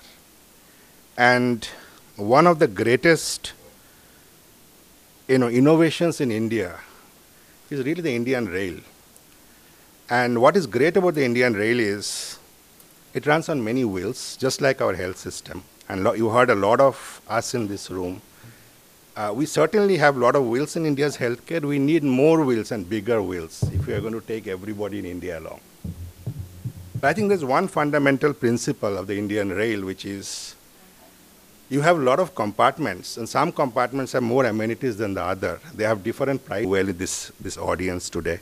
And I made a few notes, and I just want to quickly bring that to your attention. And maybe we will deliberate across this audience. We'll bring back a concept paper for you and see what we can do tangibly, along with everyone present in this room in Punjab. So the first point is really around creating more capacity for the state, which is quality and safe capacity. And that capacity can be created provided we certainly, make the existing service providers more efficient. We're able to build new capacity both at hospital level, large, medium, small, as well as decongest the existing hospitals. There are a lot of things that are being done in hospitals today where alternate delivery models, whether it's tech-enabled, whether it's home care, senior care, chronic management like dialysis, many things with the right policy framework can allow us to create smart new capacity. And for smart new capacity that scales, aligning the financing model. For example, when we think about creating a hospital, often the starting point becomes, well, government would want to create it in the most remote part of the state. But a hospital in the first 3, 4, 5, 6 years requires a lot of efforts to make things sustainable. You need to be smart in the choices of, basing a hospital where there is feeder routes towards human resources, skilling. And we have developed some thinking around how to go about and choose those places where it's a win-win for government as well as for private sector, and what could be the supporting environment. So we have a bag, and we'll give our initial thoughts with you today before you leave, so it's something that we can start thinking together. So health financing, creating investable models as well as growing capacity smartly for both hospital and out of hospital, chronic care, home care, senior care is one broad area. The second big area that really resonated was this whole issue of improving the quality of medical education as well as building, multi-tiers allied health worker nursing education and bringing them together in a framework that can support this growth in the infrastructure and the capacity that you are planning, aligning that.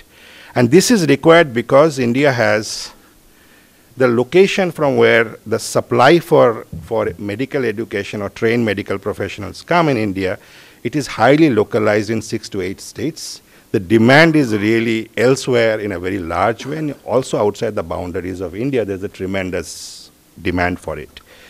So skilling, quality skilling, and ensuring there is smart deployment of the skilled manpower is a broad second theme that emerged. The third area, I think there's a lot of startups, and what NATHEALTH is trying to do is see in the digital universe, what could be an accelerated journey, and where's the role private sector can play to work with government to see there is a quicker uptick. And that's surely going to drive access, equity, affordability, and drive up productivity and quality. And we have done quite a few set of studies really to understand where the critical bottlenecks are, and some of them have to be worked with at a central level, but a lot of it can be really worked on a state level, for example.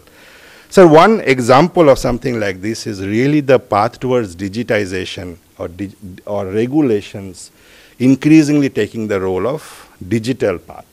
Whether, it's a number of, acts, number of, the regulatory landscape, I think it can become far more clear, far more transparent for both the regulator and the regulated if we adopt digital at a large scale. And the role of the startups, the innovators, the top one, there are 8,000 startups in healthcare today in India. Cumulative market value for that is close to $5 billion. And out of those 8,000, close to 500 to 1,000 are things that we typically within NATHEALTH monitor. And we have partnerships with whether NASCOM, whether it's with TIE, whether it's others. And we'd like to see how industry and this startup universe can accelerate the digital trajectory. We heard a little bit about the opportunity for manufacturing. While the regulatory side of medtech is central, but it makes enormous sense for a state like Punjab to have local linkages in the supply chain side. I'm not talking only about manufacturing, it's also about robust supply chains. And fortunately for us, we see a congregation, the future of the supply chain being very quality conscious, efficient, affordable, but highly quality conscious, and we would like to see how we can work with you in that particular space, sir. The last part, I think it's a great proposal the IMA president has put forward.